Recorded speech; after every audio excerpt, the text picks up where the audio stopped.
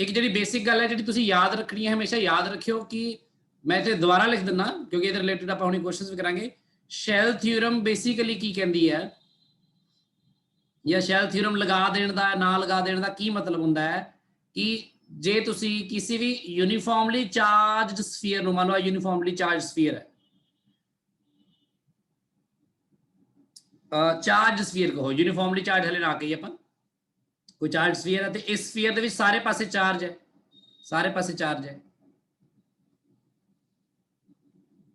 इस तरह। हुण मैं इस चार्ज स्फीयर नूं जे मैं ये मन सकां कि यह असल विच एक जिहड़े कंसैंट्रिक स्फीयर कंसैंट्रिक शैल्स मिलके बने हुए, जिवें आ एक शैल हो गया, फिर उस तो बाद अगला शैल आ हो गया, ये अंदर अंदर जिन्ना चार्ज आएगा, फिर अगला शैल आ हो गया, फिर अगला शैल आ हो गया। शैल का मतलब समझ रहे हो ना। हुण जिवें चौथा शैल आ वाला आ जिहड़ा आ शेड कर रहा मैं, आ चौथा शैल है, अंदर वाले नहीं, अंदर वाले तो पहला दूजा तीजा हो गया ना, आ शैल हो गया, ठीक है। इस तरह कर करके जे तुसीं इहनूं शैल्स विच वंड के इस तरह गल कर सकते होवो ते सारे जिहड़े शैल्स ने आपां जे मान लो किसी पॉइंट ते इस पॉइंट ते मान लो इलैक्ट्रिक फील्ड पता करना है तो आपां ये सारे जिहड़े शैल्स इत्थे तक आणगे, जिहड़े इत्थे तक जिहड़े आणगे जस्ट वे वो सारे शैल्स दे चार्ज नूं आपां कित्थे कंसनट्रेटेड मान सकते हैं, सेंटर ते, है ना। ते पर शैल थ्योरम फिर की लगाने, शैल थ्योरम सिंपल जी गल है, पॉइंट चार्ज वाला फॉर्मूला लगा सकते हैं कि इलैक्ट्रिक फील्ड सीधा गल ये आऊगा के क्यू इनसाइड बटा आर दा स्केयर, आर इत्थों लैके इत तक दा डिस्टेंस हुंदा है, आर होएगा आर दा स्केयर। हुणे आर कितना है तुसीं ये देख लोगे तो क्यू इनसाइड कैलकुलेट करना हुंदा है बस। ਜਦੋਂ मैं ਤੁਹਾਨੂੰ ਪਹਿਲਾਂ ਇਹ ਕੰਮ ਕਰਵਾ ਰਿਹਾ ਸੀ, मैं ਤੁਹਾਨੂੰ ਆ ਵੀ ਦਿਖਾਇਆ ਸੀ कि ਵੀ ਮੰਨ ਲਓ कि ਤੁਸੀਂ ਬਈ ਵੀਡੀਓ ਆਫ ਰੱਖਿਆ ਕਰੋ, ਜਦੋਂ मैं कहूंगा ਤਾਂ ਉਦੋਂ ऑन करियो। जैस्मिन बंद करो वीडियो, जैस्मिन चाहल, जिवें आ मान लो एक अपना एक शैल है तो आ एक होर शैल है, ठीक है। आप दो शैल की गल करिए, बस ये ऊपर चार्ज है, कले एक शैल के ऊपर ये ऊपर चार्ज है मान लो, ठीक है। ये आप क्वेश्चन पहले किए हुए, मैं थोड़ा रफली तुम दस रहा, पॉजिटिव चार्ज सारे तो ये भी पॉजिटिव चार्ज है मान लो, तो आप इतने पता करना है मान लो, तो ये बाहर भी एक शैल है, आप की करते हैं इतों इतों सेंटर तो डिस्टेंस लेने, तो ये दोनों का चार्ज आप इतने कंसनट्रेटेड मान लेने, तो वही गल इतने करते हैं। पर इतने की है, इतने कंटिन्यूस हुंदा है ये जिहड़ी शैल्स एक दूजे नाल समझ लो चिपके हुए ने सारे, जिवें प्याज हुंदी है। तो इत्थे आपां नूं टोटल चार्ज कैलकुलेट करने लई आपां कई अलग अलग तरह जिवें इहनूं देखदे हां कि जे यूनीफॉर्मली चार्ज है तां की करना, जे डेंसिटी बदल रही है लगातार आर दे नाल नाल तां की करना। ਉਹ मैं ਤੁਹਾਨੂੰ दोनों गल्लां दस्सियां सी, क्योंकि जे तुहाडा जिहड़ा डिस्टेंस है, जस्ट जो वीडियो ऑफ करो तो वीडियो प्लीज ऑफ रखो सारे जने, इस गल का ख्याल रखो, ये नाल स्क्रीन ते सामने आया ना वो डिस्टर्बेंस हो जाती है थोड़ी। मैं कह रहा कि जे मान लो तुहाडा रो जिहड़ा है कांस्टेंट है तां तुसीं की करना, ਇਹਦੇ बारे आपां गल कर ली सी, उदों तुसीं शैल थ्योरम लगा सकते हो, ठीक है। तो आप किसी भी आर डिस्टेंस से जो पता कर रहे हैं तो आप टोटल चार्ज क्यू इनसाइड किवें पता करते हैं, आप रो दे नाल सीधा ही गल है उत्थे दी वॉल्यूम नूं मल्टीप्लाई करते हैं उहदे अंदर वाले नूं। ते जे दूसरा मैं क्या सी कि जे रो डिपेंड करता है रेडियस के उपर, तो एक गिवन है पाई प्रोपोर्शनल टू आर स्केयर हो चाहे आर क्यूब हो, आप सबजैक्टिव टेस्ट भी देखा सी।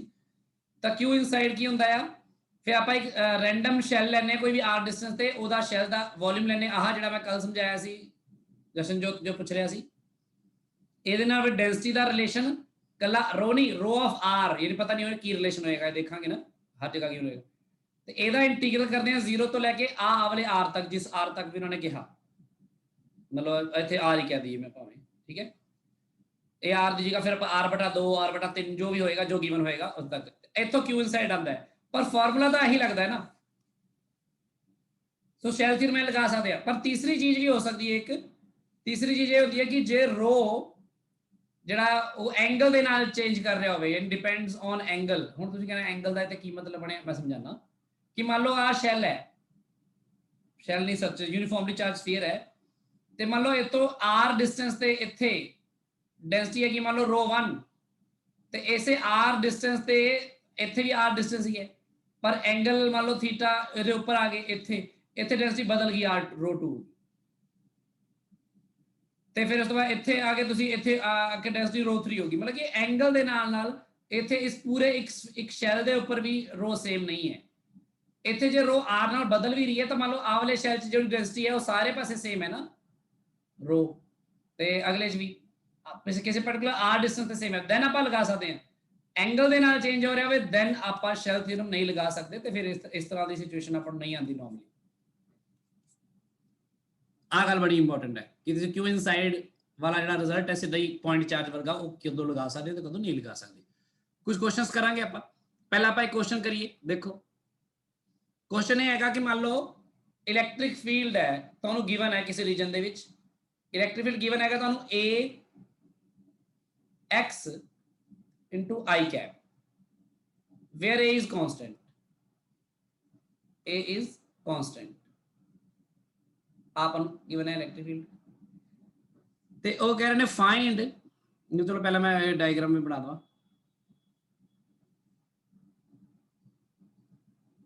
इस तरह,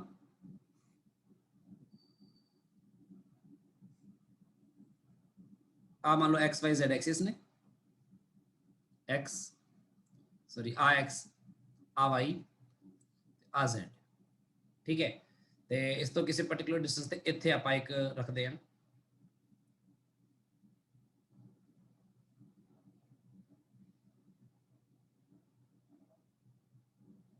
तुसी सारे डायग्राम बना लिया करो नाल नाल जो मैं बना रहा हूँ, सो दैट इस तरह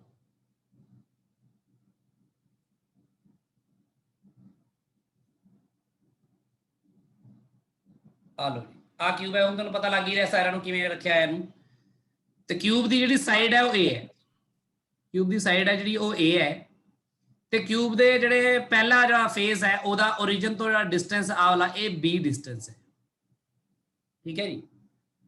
ते तुसी की करना है फाइंड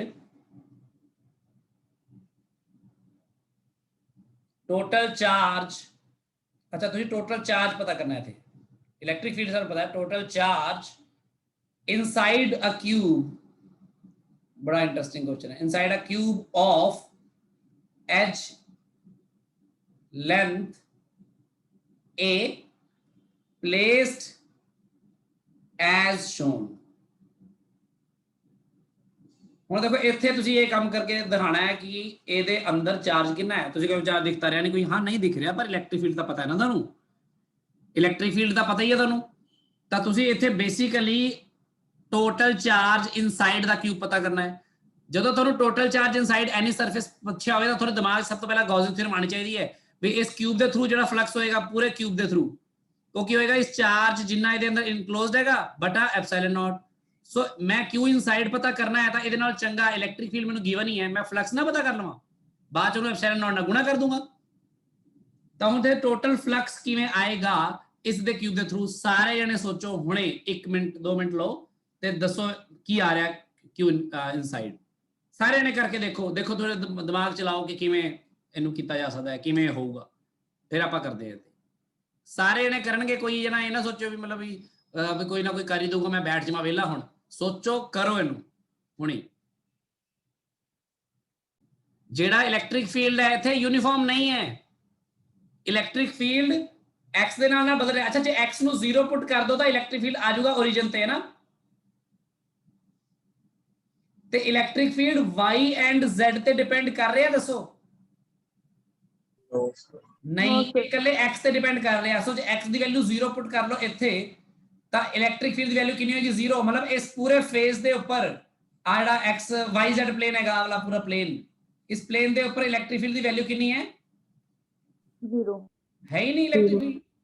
ਜਦੋਂ ਤੁਸੀਂ ਥੋੜਾ ਅੱਗੇ ਆਏ ਇੱਥੇ ਇਸ ਫੇਜ਼ ਦੇ ਉੱਪਰ, ਕਿਉਂਕਿ ਹੁਣ ਆਪਾਂ ਇੰਪੋਰਟੈਂਟ ਹੈ ਨਾ ਆਪਣੇ ਲਈ ਆ ਫੇਜ਼, ਆ ਵਾਲੇ ਫੇਜ਼ ਦੇ ਉੱਪਰ ਦੇਖੋ ਤਾਂ ਇਲੈਕਟ੍ਰਿਕ ਫੀਲਡ ਦੀ ਵੈਲਿਊ ਕਿੰਨੀ ਹੋਗੀ, x ਦੀ ਵੈਲਿਊ ਕਿੰਨੀ ਪੁੱਟ ਕਰਾਂਗਾ ਇੱਥੇ ਮੈਂ b, ਤਾਂ ਇੱਥੇ ਆਊਗਾ a ਛੋਟਾ b i ਕੈਪ, ਤੇ i ਕੈਪ मतलब इलैक्ट्रिक फील्ड किस दिशा च जाएगा अलोंग x एक्सिस, ਇੱਥੇ इलैक्ट्रिक फील्ड इस जगह ਤੇ ਇਸ ਦਿਸ਼ਾ 'ਚ ਹੈਗਾ ਵਾ, ਤੇ ਇਹਦੇ ਸਾਰੇ ਪੁਆਇੰਟਸ ਤੇ ਇਹਦੇ ਪੂਰੇ ਸਰਫੇਸ ਤੇ ਹਰ ਜਗ੍ਹਾ ਇਸ ਜਗ੍ਹਾ ਤੇ ਹੈਗਾ। ਆਹ ਇਲੈਕਟ੍ਰਿਕ ਰੈੱਡ ਕਲਰ ਨਾਲ ਦਿਖਾ ਰਿਹਾ ਮੈਂ, ਦੇਖੋ आई कैप, सो कितना इलैक्ट्रिक फील्ड की वैल्यू कितनी है इस जगह पे ए है, फिर बी है, फिर आई कैप आ इलैक्ट्रिक फील्ड इस फेज पे आ गया। ਤੇ ਇਲੈਕਟ੍ਰਿਕ ਫੀਲਡ ਕਿਉਂਕਿ ਆਈ ਕੈਪ ਰਹੇਗਾ x ਜਿੰਨਾ ਮਰਜ਼ੀ ਬਦਲੇ, ਇੱਥੇ x ਦੀ ਵੈਲਿਊ ਕੁਝ ਹੋਰ ਰਹੇਗੀ, ਇੱਥੇ ਕੁਝ ਹੋਰ ਰਹੇਗੀ, ਪਰ ਹਰ ਜਗ੍ਹਾ ਇਲੈਕਟ੍ਰਿਕ ਫੀਲਡ ਰਹੇਗਾ ਤਾਂ ਇੱਧਰ ਨੂੰ ਹੀ ਨਾ। ਤਾਂ ਇਲੈਕਟ੍ਰਿਕ ਫੀਲਡ ਜੇ ਇੱਧਰ ਨੂੰ ਰਹੇਗਾ ਤਾਂ ਆਹ ਵਾਲਾ ਜਿਹੜਾ ਫੇਜ਼ ਹੈ, ਜਿਹੜਾ ਆਹ ਵਾਲਾ ਫੇਜ਼ ਹੈ, ਜਿਹੜਾ ਸਭ ਤੋਂ ਉੱਪਰ ਵਾਲਾ ਦੇਖੋ, ਆਹ ਵਾਲਾ ਫੇਜ਼ ਇਹਦੇ ਪੈਰਲਲ ਰਹੇਗਾ ਇਲੈਕਟ੍ਰਿਕ ਫੀਲਡ, ਪਿਛੇ ਫੇਜ਼ ਦੇ ਵੀ ਪੈਰਲਲ ਰਹੇਗਾ, ਅੱਗੇ ਵਾਲੇ ਫੇਜ਼ ਦੇ ਵੀ ਪੈਰਲਲ ਰਹੇਗਾ, ਹਨਾ, ਤੇ ਨੀਚੇ ਵਾਲੇ ਫੇਜ਼ ਦੇ ਵੀ ਪੈਰਲਲ ਰਹੇਗਾ, ਹਨਾ। ਸੋ ਆਹ ਵਾਲਾ ਜਿਹੜਾ ਫੇਜ਼ ਉੱਪਰਲਾ ਫੇਜ਼ ਹੈ ਹਰੇ ਰੰਗ ਵਾਲਾ, ਆ ਦੇਖੋ, ਤੇ ਆਹ ਵਾਲਾ, ਇਹਦੇ ਥਰੂ ਇਲੈਕਟ੍ਰਿਕ ਫਲਕਸ ਆਏਗਾ ਕੋਈ? ਸੋਚੋ, नो सर। ਸੋਚ ਕੇ ਦੇਖੋ, ਇਹਦਾ ds ਉੱਪਰ ਨੂੰ ਹੈ ਤੇ ਇਲੈਕਟ੍ਰਿਕ ਫੀਲਡ ਇੱਧਰ ਨੂੰ ਹੈ, ਤਾਂ ਕਿੱਥੋਂ ਆਏਗਾ 90 ਡਿਗਰੀ? ਇਹ ਤਾਂ ਫਲਕਸ ਆਣਾ ਹੀ ਨਹੀਂ।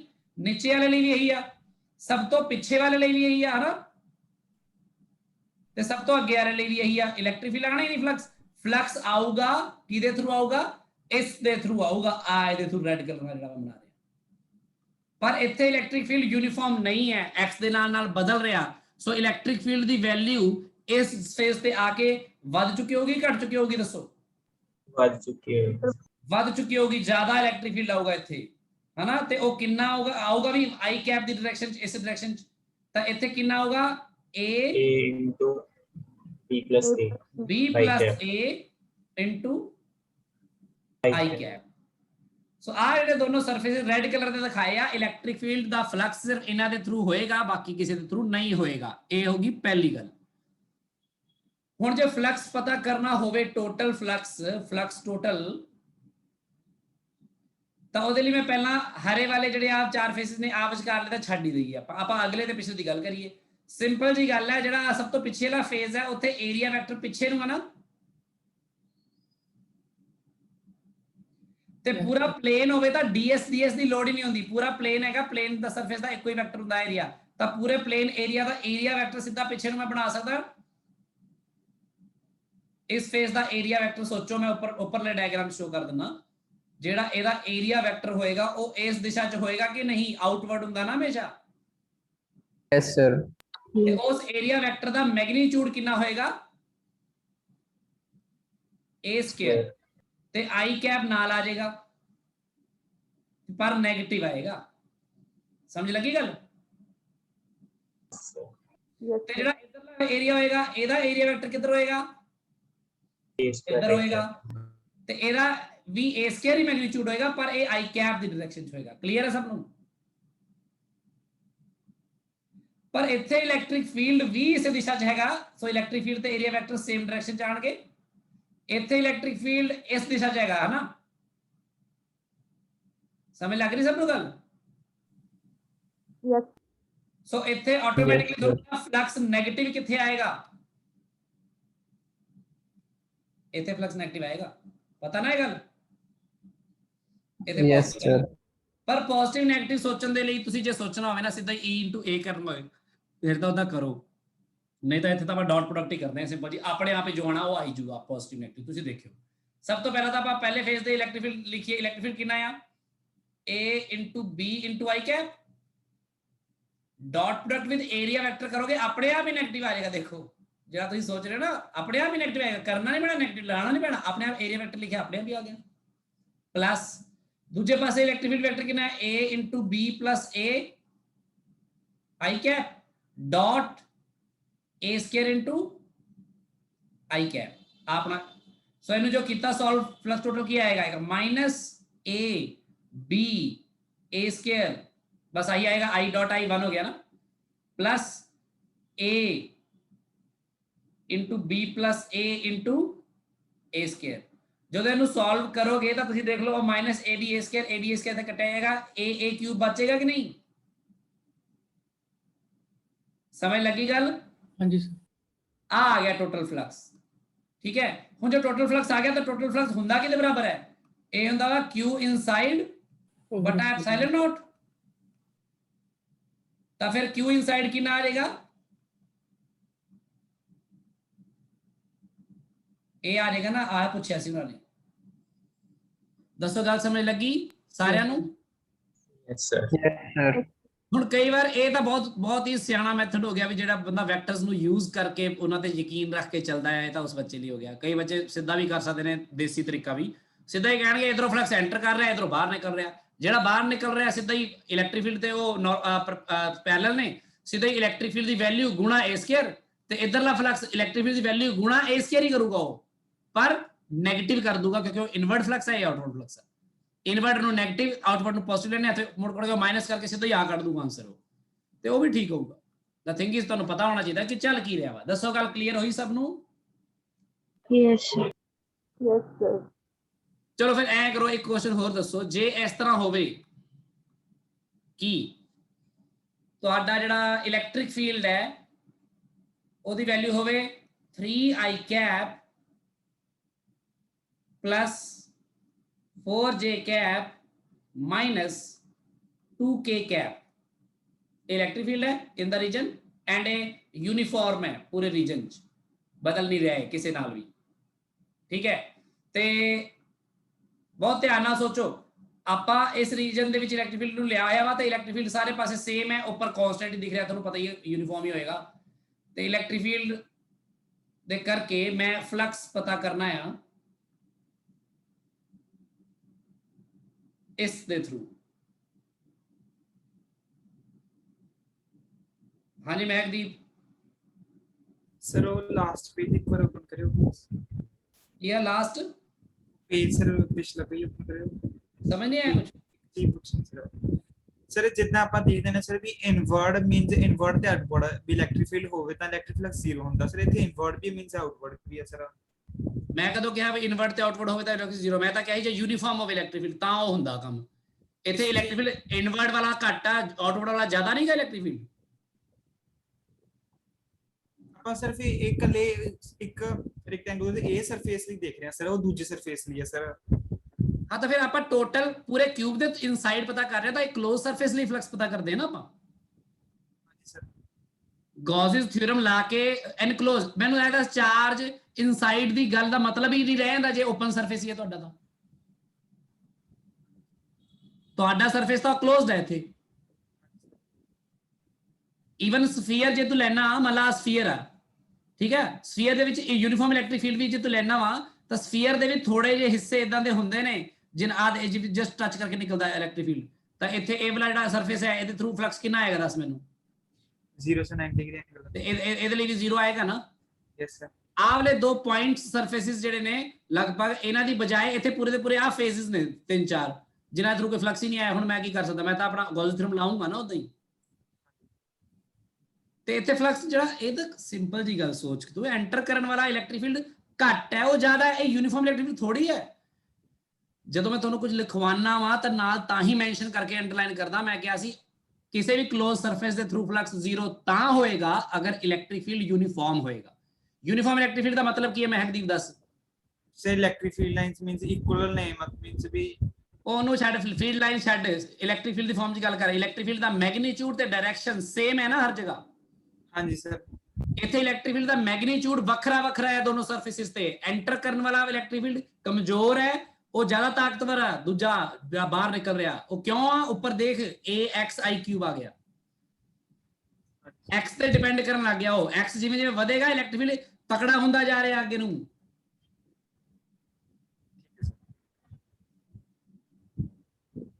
ਬੋਲ ਭਾਈ, ਜੇ ਕੋਈ ਨਹੀਂ ਸਮਝ ਲੱਗੀ ਤਾਂ ਉੱਤੇ ਗੱਲ ਕਰੀਏ ਆਪਾਂ। हाँ जी सर। हाँ सर मैं बस वो लेट ज्वाइन की थी, मैं ਉੱਤੇ ਹੀ ਦੇਖਿਆ ਸਰ, ਮੈਂ ਥੱਲੇ ਲੇਟ ਜੁਆਇਨ। ਹੁਣ ਜਿਵੇਂ ਆ ਹੋਵੇ ਆ ਇਲੈਕਟ੍ਰਿਕ ਫੀਲਡ ਇੱਥੇ ਵਾਲੇ ਲਈ ਦਿਖਾਵਾਂਗਾ, ਅਗਲੇ ਲਈ ਆ ਦਿਖਾਵਾਂਗਾ ਮੈਂ। हाँ जी सर ठीक है क्लियर ਹਨਾ? ਤਾਂ ਤੂੰ ਲਾਈਨਾਂ ਵੀ ਦੇਖ ਲੈ ਹਿਸਾਬ ਨਾਲ। It is not uniform. ਇਸ ਫੇਸ ਤੇ ਕੱਟ ਸੀ, ਇਸ ਫੇਸ ਤੇ ਜਿਹੜਾ ਕਿੰਨਾ ਸੀ ਇੱਥੋਂ ਪਤਾ ਲੱਗ ਗਿਆ, ਇਸ ਲਈ ਤਾਂ ਦੱਸਿਆ ਸੀ। ਹੁਣ ਮੈਂ ਯੂਨੀਫਾਰਮ ਇਲੈਕਟ੍ਰਿਕ ਫੀਲਡ ਦਿੱਤਾ ਤੁਹਾਨੂੰ ਤੇ ਆਹ ਫੇਸ ਤੇ ਤੁਸੀਂ ਇਹਦੇ ਕਰਕੇ ਪਤਾ ਕਰਨਾ ਆ। ਸੌਰੀ ਆ ਲੋ, ਇਹਦੇ ਥਰੂ ਪਤਾ ਕਰਨਾ ਹੈ ਤੁਸੀਂ। ਆ ਕਿਊਬ ਹੈ ਉਹੀ ਆਪਣਾ ਉਹੀ ਲਓ ਜੀ, ਆ ਕਿਊਬ ਹੈ ਆਪਣਾ ਤੇ ਕਿਊਬ ਦੇ ਵਿੱਚ ਕੀ ਹੈ ਵੀ ਆਹ ਵਾਲਾ ਪੁਆਇੰਟ ਹੈ। ਹੁਣ ਮੈਂ ਦੱਸ ਦਿੰਦਾ, ਚਲੋ ਉਹਨੂੰ 4 ਮੰਨ ਲਓ। ਇਹਦਾ ਜਿਹੜਾ ਉਹ ਹੈਗਾ 4 ਹੈਗੀ ਸਾਈਡ। ਆ ਪੁਆਇੰਟ 4 ਹੈ, ਸੌਰੀ ਆ ਪੁਆਇੰਟ 4 0 0 ਹੋ ਜਾਏਗਾ, ਆ ਪੁਆਇੰਟ 0 4 0 ਹੋ ਜਾਏਗਾ ਤੇ ਆ ਪੁਆਇੰਟ 0 0 4 ਹੋ ਜਾਏਗਾ। ਹੁਣ ਤੁਹਾਨੂੰ ਪਤਾ ਹੀ ਹੈ ਬਾਕੀ ਸਾਰੀ ਗੱਲ। ਮਹਿਕਦੀਪ ਮੈਨੂੰ ਤੂੰ ਵੈਸੇ ਹੀ ਦੱਸ, ਗੱਲ ਸੁਣ ਮਹਿਕਦੀਪ। Yes sir. ਆ ਪੁਆਇੰਟ ਦੇ ਕੋਆਰਡੀਨੇਟ ਕੀ ਹੋਣਗੇ? ਆਹ ਵਾਲੇ ਪੁਆਇੰਟ ਦੇ ਬਸ ਆ ਇਹ ਪੁਆਇੰਟ ਦੇ ਕੋਆਰਡੀਨੇਟ ਕੀ ਹੋਣਗੇ? ਵੈਸੇ ਹੀ ਪੁੱਛ ਰਿਹਾ, ਇਹ ਕੋਈ ਇਹਦਾ ਸਵਾਲ ਨਾ ਲੈਣ ਦੇਣਾ ਗੱਲ ਨਹੀਂ ਹੈ।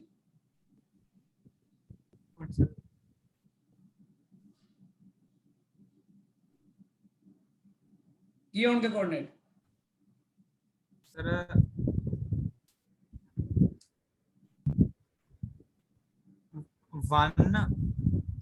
1 ਕਿੱਥੋਂ ਆਇਆ ਮੈਨੂੰ ਦੱਸੇਗਾ? ਸਮਝ ਨਹੀਂ ਆਇਆ ਸਰ ਕਿੱਦਾਂ ਕਹਿ ਰਹੇ ਹੋ ਸਰ। ਮੈਂ ਭਰਾਵਾ ਕੋਆਰਡੀਨੇਟ ਪੁੱਛ ਰਿਹਾ, ਇਹਦੇ ਕੋਆਰਡੀਨੇਟ ਕੀ ਹੁੰਦੇ ਨੇ? x y z ਨੂੰ ਕੋਆਰਡੀਨੇਟ ਬੋਲਦੇ ਆ ਆਪਾਂ। ਆ ਗੱਲ ਪਤਾ ਤੈਨੂੰ? ਹਾਂਜੀ ਸਰ।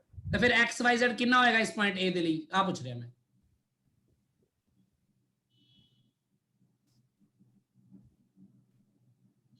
ਸਰ 0 0 4 0 ਪਹਿਲਾਂ ਆਏਗਾ, ਇਹਦਾ ਗੱਲ ਠੀਕ ਹੈ ਤੇਰੀ, ਕਿਉਂਕਿ x ਐਕਸਿਸ ਵਾਲੇ ਪਾਸੇ ਤਾਂ ਵਧਿਆ ਹੀ ਨਹੀਂ, y z ਪਲੇਨ ਤੇ ਫਿਰਦਾ ਆ ਹਨਾ ਹਨਾ। ਹਾਂਜੀ ਸਰ। ਤੇ ਫਿਰ y ਐਕਸਿਸ ਵਾਲੇ ਪਾਸੇ ਇਹ 0 ਆ, ਕੀ ਆ ਦੱਸ? 4 ਸਰ।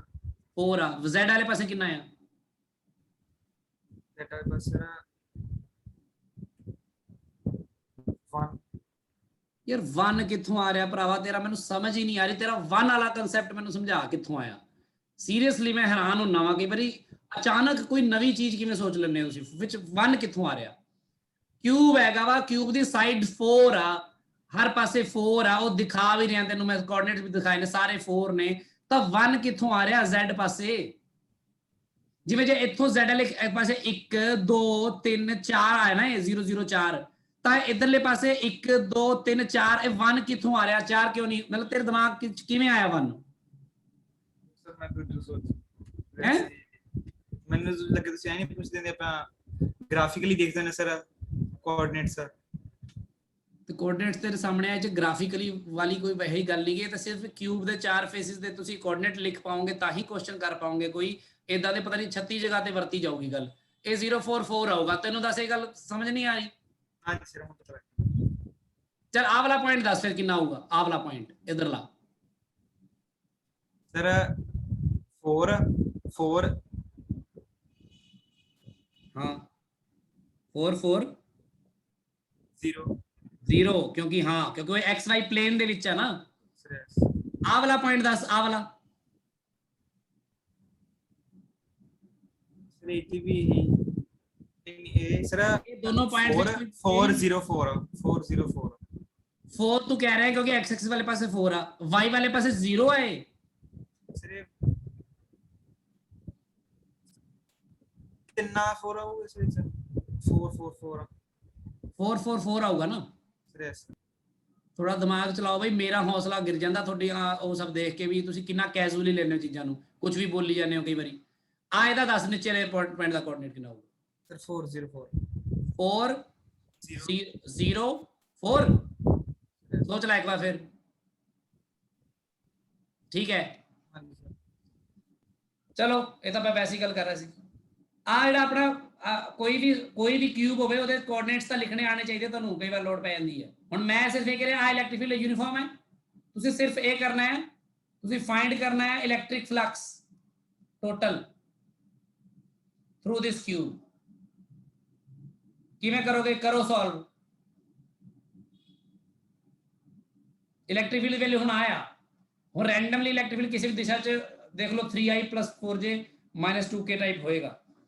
इस पॉइंट ते भी, इस पॉइंट ते भी, इस पॉइंट ते भी, इस पॉइंट ते भी, इस पॉइंट ते भी, इस पॉइंट ते हर जगह इलेक्ट्रिक फील्ड सेम है। तां तुसी इहदे थ्रू दसो किवें होएगा फ्लक्स टोटल। 6 फेज हैगे ने, 6 दे 6 फेसिस दे थ्रू पता करके देख लो भी टोटल फ्लक्स कितना आंदा है। सारे ने करो।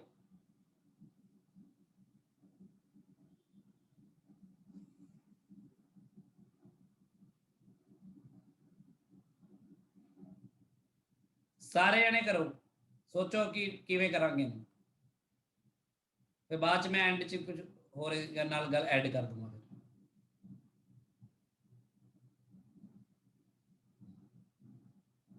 दिमाग लगाओ, नहीं कुछ आ रहा आइडिया, सोचो की कीता जा सकता है। इलेक्ट्रिक फील्ड गिवन है कोई तुहाडे सामने, क्यूब भी गिवन है, क्यूब दे फेसिस दे एरिया वेक्टर भी लिखण लायक हैगे हो तुसीं, ਤਾਂ ਤੁਸੀਂ ਕਿਵੇਂ ਕਰ ਸਕਦੇ ਹੋ ਟੋਟਲ ਫਲਕਸ। ਫਲਕਸ ਕੀ ਹੁੰਦਾ ਹੈ? ਇਲੈਕਟ੍ਰਿਕ ਫੀਲਡ ਤੇ ਏਰੀਆ ਵੈਕਟਰ ਦਾ ਡਾਟ ਪ੍ਰੋਡਕਟ ਹੁੰਦਾ ਹੈ। ਏਰੀਆ ਵੈਕਟਰ ਜੇ ਕਰਵੀ ਹੋਵੇ ਤਾਂ E ਡਾਟ ds ਕਰਨਾ ਪੈਂਦਾ ਹੈ, ਏਰੀਆ ਵੈਕਟਰ ਪਲੇਨ ਹੋਵੇ ਤਾਂ ਸਿੱਧਾ ਹੀ ਡਾਟ ਪ੍ਰੋਡਕਟ ਵੀ ਕਰ ਸਕਦੇ, E ਡਾਟ A ਵੀ ਕਰ ਸਕਦੇ ਆ, ਤੁਹਾਨੂੰ ਦੱਸਿਆ ਆਏਗਾ ਸਾਰੇ ਜਣੇ। ਹੁਣ ਸਿੰਪਲ ਜੀ ਗੱਲ ਹੈ, ਇਲੈਕਟ੍ਰਿਕ ਫੀਲਡ ਤਾਂ ਦੇਖੋ ਰੈਂਡਮਲੀ ਇਹ ਕਿਸ ਦਿਸ਼ਾ ਚ ਹੈਗਾ ਮੈਂ ਡਰਾ ਵੀ ਨਹੀਂ ਕਰ ਸਕਦਾ। ਹੁਣ ਨਾ ਤਾਂ ਇਲੈਕਟ੍ਰਿਕ ਫੀਲਡ x ਐਕਸਿਸ ਦੀ ਡਾਇਰੈਕਸ਼ਨ ਚ ਇਕੱਲਾ, ਨਾ y ਦੀ, ਨਾ z ਦੀ, ਰੈਂਡਮਲੀ ਕਿਤੇ ਹੈਗਾ ਵਾ ਤਿਰਛਾ ਆੜਾ ਤਿਰਛਾ ਇਦਾਂ ਜਿਵੇਂ ਮਰਜ਼ੀ ਕਰਕੇ ਨਾ, ਉਹ ਚ ਇੰਨੇ ਆਈ ਇੰਨੇ ਜੇ ਇੰਨੇ ਕੇ ਹੈਗਾ ਇਲੈਕਟ੍ਰਿਕ ਫੀਲਡ, ਕੁਝ ਵੀ ਹੈਗਾ ਵਾ। ਐਂਡ ਇਲੈਕਟ੍ਰਿਕ ਫੀਲਡ ਹੁਣ ਟੇਢਾ ਮੇਢਾ ਆ, ਇਹ ਕਿਸੇ ਵੀ ਸਰਫੇਸ ਦੇ ਨਾ ਤਾਂ ਪੈਰਲਲ ਨਾ ਐਂਟੀ ਪੈਰਲਲ ਆ ਪੂਰੀ ਤਰ੍ਹਾਂ। ਆਪਾਂ ਇਹ ਕਰਦੇ ਹਾਂ ਪਹਿਲਾਂ ਏਰੀਆ ਵੈਕਟਰ ਦੇਖ ਲੈਂਦੇ ਆ ਸਾਰੇ ਕਿੰਨੇ ਨੇ। ਤੁਸੀਂ ਮੈਨੂੰ ਦੱਸੋ ਇਸ ਪਾਸੇ ਜਿਹੜਾ ਆਹ ਵਾਲਾ ਏਰੀਆ ਵੈਕਟਰ ਹੈਗਾ, ਰੈਡ ਕਲਰ ਦਾ ਡਰਾ ਕਰ ਰਿਹਾ ਮੈਂ, ਦੱਸੋ ਆ ਏਰੀਆ ਵੈਕਟਰ ਕਿੰਨਾ ਹੋਏਗਾ ਜੇ ਮੈਂ ਏਰੀਆ ਵੈਕਟਰ ਡਰਾ ਕਰਾਂ ਤਾਂ? 16 I cap. 16 आई कैप, ठीक है बिल्कुल 16 आई कैप होएगा। ਇਹਦੇ ਬਾਰੇ ਤਾਂ ਕੋਈ ਡਾਊਟ ਨਹੀਂ ਕਿਸੇ ਨੂੰ। ਤੇ ਜਿਹੜਾ ਆ ਪਿੱਛੇ ਵਾਲਾ ਰੈਡ ਏਰੀਆ ਹੋਏਗਾ ਆ ਵਾਲਾ -16 I cap. Yes -16 I cap, ठीक है। ਜਿਹੜਾ ਸਭ ਤੋਂ ਉੱਪਰ ਵਾਲਾ ਏਰੀਆ ਹੋਏਗਾ ਛੱਤ ਜੀ ਇਹਦੀ 16 J cap. यस 16 जे कैप। ਸਭ ਤੋਂ ਨੀਚੇ ਵਾਲਾ ਜਿਹੜਾ ਹੋਏਗਾ ਯੈਲੋ -16 J cap. -16 जे कैप। ਜਿਹੜਾ ਸਭ ਤੋਂ ਅੱਗੇ ਤੇ ਪਿੱਛੇ ਵਾਲਾ, ਇੱਥੇ ਮੈਂ ਡਰਾ ਥੋੜਾ ਜਿਹਾ ਕਰਦੇ ਥੋੜਾ ਹੋ ਜਾਏਗਾ, ਚਲੋ ਮੈਂ ਦੱਸ ਦਿੰਦਾ। ਆਹ ਸਭ ਤੋਂ ਅੱਗੇ ਵਾਲਾ ਹੈ, ਇਹ ਅੱਗੇ ਨੂੰ ਹੋਏਗਾ 16 K कैप। K cap. ਇਹ ਸਭ ਤੋਂ ਪਿੱਛੇ ਵਾਲਾ ਪਿੱਛੇ ਨੂੰ ਹੋਏਗਾ -16 K कैप। ਕਲੀਅਰ ਹੈ ਗੱਲ? Yes sir. ਹਾਂਜੀ। ਹੁਣ ਜੇ ਫਲਕਸ ਟੋਟਲ ਪਤਾ ਕਰਨਾ ਆ ਤਾਂ ਮੈਂ ਇਲੈਕਟ੍ਰਿਕ ਫੀਲਡ ਦਾ ਏਰੀਆ ਵੈਕਟਰ ਨਾਲ ਕੱਲੇ ਕੱਲੇ ਨਾਲ ਪਤਾ ਕਰਨਾ। ਪਹਿਲਾਂ ਇਲੈਕਟ੍ਰਿਕ ਫੀਲਡ ਦਾ ਜਿਹੜਾ ਇਲੈਕਟ੍ਰਿਕ ਫੀਲਡ ਹੈਗਾ 3i कैप,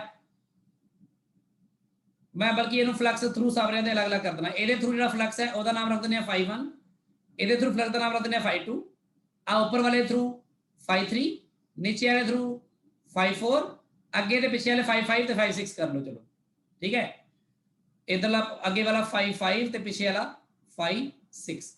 ਤਾਂ ਇਹ ਮੈਨੂੰ ਦੱਸੋ φ1 ਜਿਹੜਾ ਆ ਉਹ ਕਿੰਨਾ ਆ, ਜਿਹੜਾ ਟੋਟਲ ਫਲਕਸ ਆਏਗਾ ਸਾਰੇ ਥਰੂ ਐਡ ਕਰਕੇ ਆਏਗਾ ਨਾ। φ1 ਕਿੰਨਾ ਆਏਗਾ? ਇਲੈਕਟ੍ਰਿਕ ਫੀਲਡ ਦਾ ਡਾਟ ਪ੍ਰੋਡਕਟ ਕਿਹਦੇ ਨਾਲ? -16 i कैप ਨਾਲ, ਤਾਂ ਕਿੰਨਾ ਆਏਗਾ? -48 ਆਏਗਾ। ਸਮਝ ਲੱਗ ਰਹੀ ਗੱਲ? Yes sir. ਤੇ φ2 ਇਹਦੇ ਥਰੂ ਕਿੰਨਾ ਆਏਗਾ? 48 ਆ ਜਾਏਗਾ। φ3 ਜਿਹੜਾ ਆ ਸਭ ਤੋਂ ਉੱਪਰਲੇ ਥਰੂ ਕਿੰਨਾ ਆਏਗਾ? ਉਹ 64 ਆ ਜਾਏਗਾ। ਨੀਚੇ ਵਾਲੇ ਥਰੂ ਕਿੰਨਾ ਆਏਗਾ? -64. φ5 ਜਿਹੜਾ ਆਏਗਾ ਉਹ ਮੰਨ ਲਓ ਬਾਹਰ ਵਾਲੇ ਪਾਸੇ ਵਾਲੇ ਨੂੰ ਕਹਿ ਦਿਓ ਤੁਸੀਂ, ਤਾਂ 16 K कैप ਆ, ਤਾਂ -32 ਆਏਗਾ।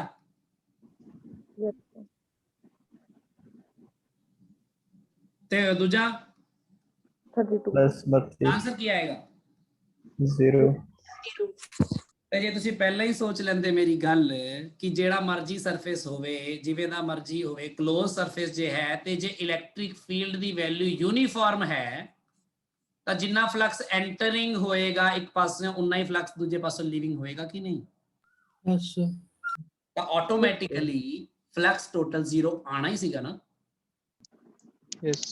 ਹੁਣ ਸਵਾਲ ਤੁਹਾਨੂੰ ਆ ਨਹੀਂ ਪੁੱਛਣਗੇ, ਮੰਨ ਲਓ ਆ ਪੁੱਛ ਲੈਣ ਕਿ ਦੱਸੋ ਇਹਦੇ ਅੰਦਰ ਕਿੰਨਾ ਚਾਰਜ ਹੈ, ਤਾਂ ਕਿੰਨਾ ਚਾਰਜ ਹੈ ਇਹਦੇ ਇਨਸਾਈਡ? ਕਿਉਂ ਇਨਸਾਈਡ ਕਿੰਨਾ ਹੋਏਗਾ ਦੱਸੋ? 0। वो भी 0 होएगा, 0 into epsilon naught that is 0। समझ लग रही है साਰਿਆਂ ਨੂੰ? यस। Yes. ਇਹੀ ਸਵਾਲ ਨੂੰ ਜੇ ਤੁਸੀਂ ਇਸ ਤਰ੍ਹਾਂ ਕਰੋਗੇ ਵੀ ਇਲੈਕਟ੍ਰਿਕ ਫੀਲਡ ਦੀ ਵੈਲਿਊ ਜਿਹੜੀ ਹੈ ਉਹ ਹੈਗੀ ਆ 3x i cap plus 4j cap minus 2z square k cap। ਤਾਂ ਹੁਣ ਆਇਆ ਵਾਲਾ ਜਿਹੜਾ ਇਲੈਕਟ੍ਰਿਕ ਫੀਲਡ ਹੈ ਇਹ ਯੂਨੀਫਾਰਮ ਹੈ? No sir. ਹੁਣ ਫਲਕਸ ਆਏਗਾ ਅਲੱਗ-ਅਲੱਗ। यस। ਤੇ ਹੁਣ ਤੁਹਾਨੂੰ ਇਲੈਕਟ੍ਰਿਕ ਫੀਲਡ ਦੀ ਵੈਲਿਊ ਵੀ ਅਲੱਗ-ਅਲੱਗ ਸਰਫੇਸਿਸ ਤੇ ਅਲੱਗ-ਅਲੱਗ ਲੈਣੀ ਪਏਗੀ, ਆਹੀ ਵਾਲੀ ਨਾਲ ਕੰਮ ਨਹੀਂ ਚੱਲੇਗਾ ਨਾ। ਸਮਝ ਲੱਗ ਰਹੀ ਗੱਲ? ਸੋ ਇੱਥੇ ਤੁਹਾਨੂੰ ਕਾਫੀ ਮਸਲਾ ਹੱਲ ਕਰਨਾ ਪੈਣਾ। ਇਹ ਕਾਫੀ ਇਹ ਸਿੱਧਾ ਮਾਮਲਾ ਨਹੀਂ ਰਹੇਗਾ। ਹੁਣ ਕੱਲੇ x ਨਾਲ ਬਦਲ ਰਿਹਾ ਹੁੰਦਾ ਇਲੈਕਟ੍ਰਿਕ ਫੀਲਡ ਤਾਂ ਦੋ ਸਰਫੇਸਿਸ ਤੇ ਲੈਂਦੇ, ਬਾਕੀ ਤੇ ਛੱਡ ਦਿੰਦੇ। ਹੁਣ ਇੱਥੇ j ਨਾਲ ਵੀ ਹੈ ਕਿ ਉਹਦੇ ਨਾਲ ਵੀ ਹੈ, ਸਭ ਦੇ ਨਾਲ ਹੈ। ਅੱਛਾ ਜੇ ਆ ਹੋਵੇ ਇਲੈਕਟ੍ਰਿਕ ਫੀਲਡ ਤਾਂ ਕੋਈ ਦੋ ਫੇਸਿਸ ਹੋਣਗੇ ਜਿਨ੍ਹਾਂ ਦੇ ਥਰੂ ਫਲਕਸ ਹਜੇ ਵੀ 0 ਹੀ ਆਏਗਾ। ਉਹ ਫੇਸਿਸ ਯੈਲੋ ਵਾਲੇ ਨੇ, ਰੈੱਡ ਵਾਲੇ ਨੇ ਕਿ ਗ੍ਰੀਨ ਵਾਲੇ ਨੇ? ਦੱਸੋ।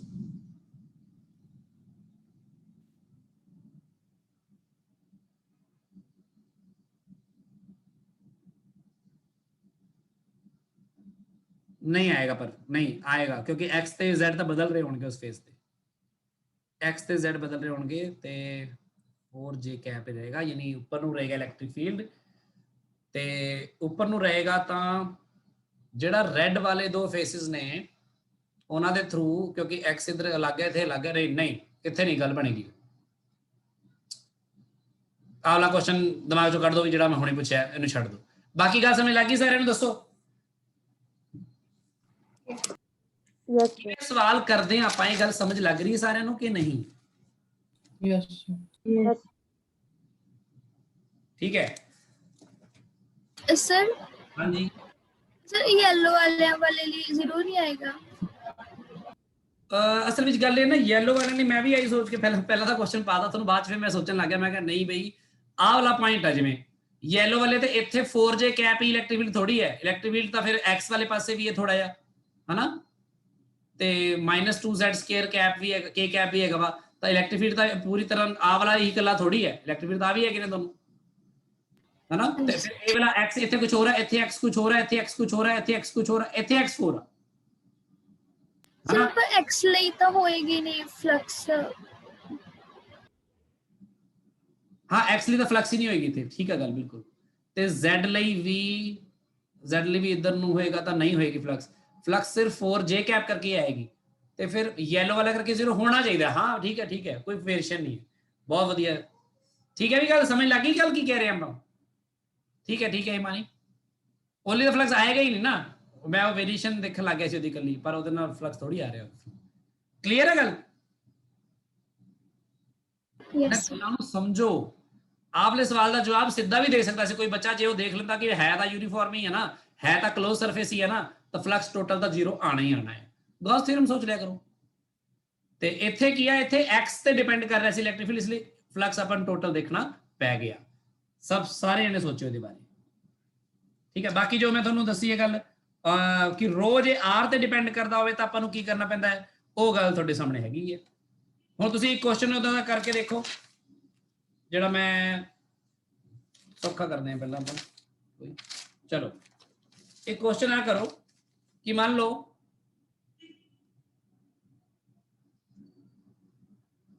ਆਪਣੇ ਕੋਲ ਇੱਕ ਸਫੀਅਰ ਹੈ, uniformly charge sphere, no uniformly नहीं बोल रहा मैं, यूनिफॉर्मली होता तो रो कांस्टेंट ਹੁੰਦਾ ਨਾ, ਇੱਥੇ रो कांस्टेंट ਨਹੀਂਗਾ, रो ਸੈਂਟਰ ਤੋਂ ਜੇ ਡਿਸਟੈਂਸ r ਤੇ ਜਾਓਗੇ ਤਾਂ ਉਹਦੇ ਹਿਸਾਬ ਨਾਲ ਬਦਲ ਰਿਹਾ, r ਦੇ ਨਾਲ ਸਮਾਲ r ਆਪਾਂ ਲੈ ਲੈਣੇ ਆ ਡਿਸਟੈਂਸ ਫਰੋਮ ਸੈਂਟਰ, ਠੀਕ ਹੈ, ਤੇ ਇਸ ਦਾ ਸਫੀਅਰ ਦਾ ਰੇਡੀਅਸ ਹੈਗਾ ਜੀ r, ਠੀਕ ਹੈ ਜੀ, ਸਫੀਅਰ ਦਾ ਰੇਡੀਅਸ ਹੈਗਾ r,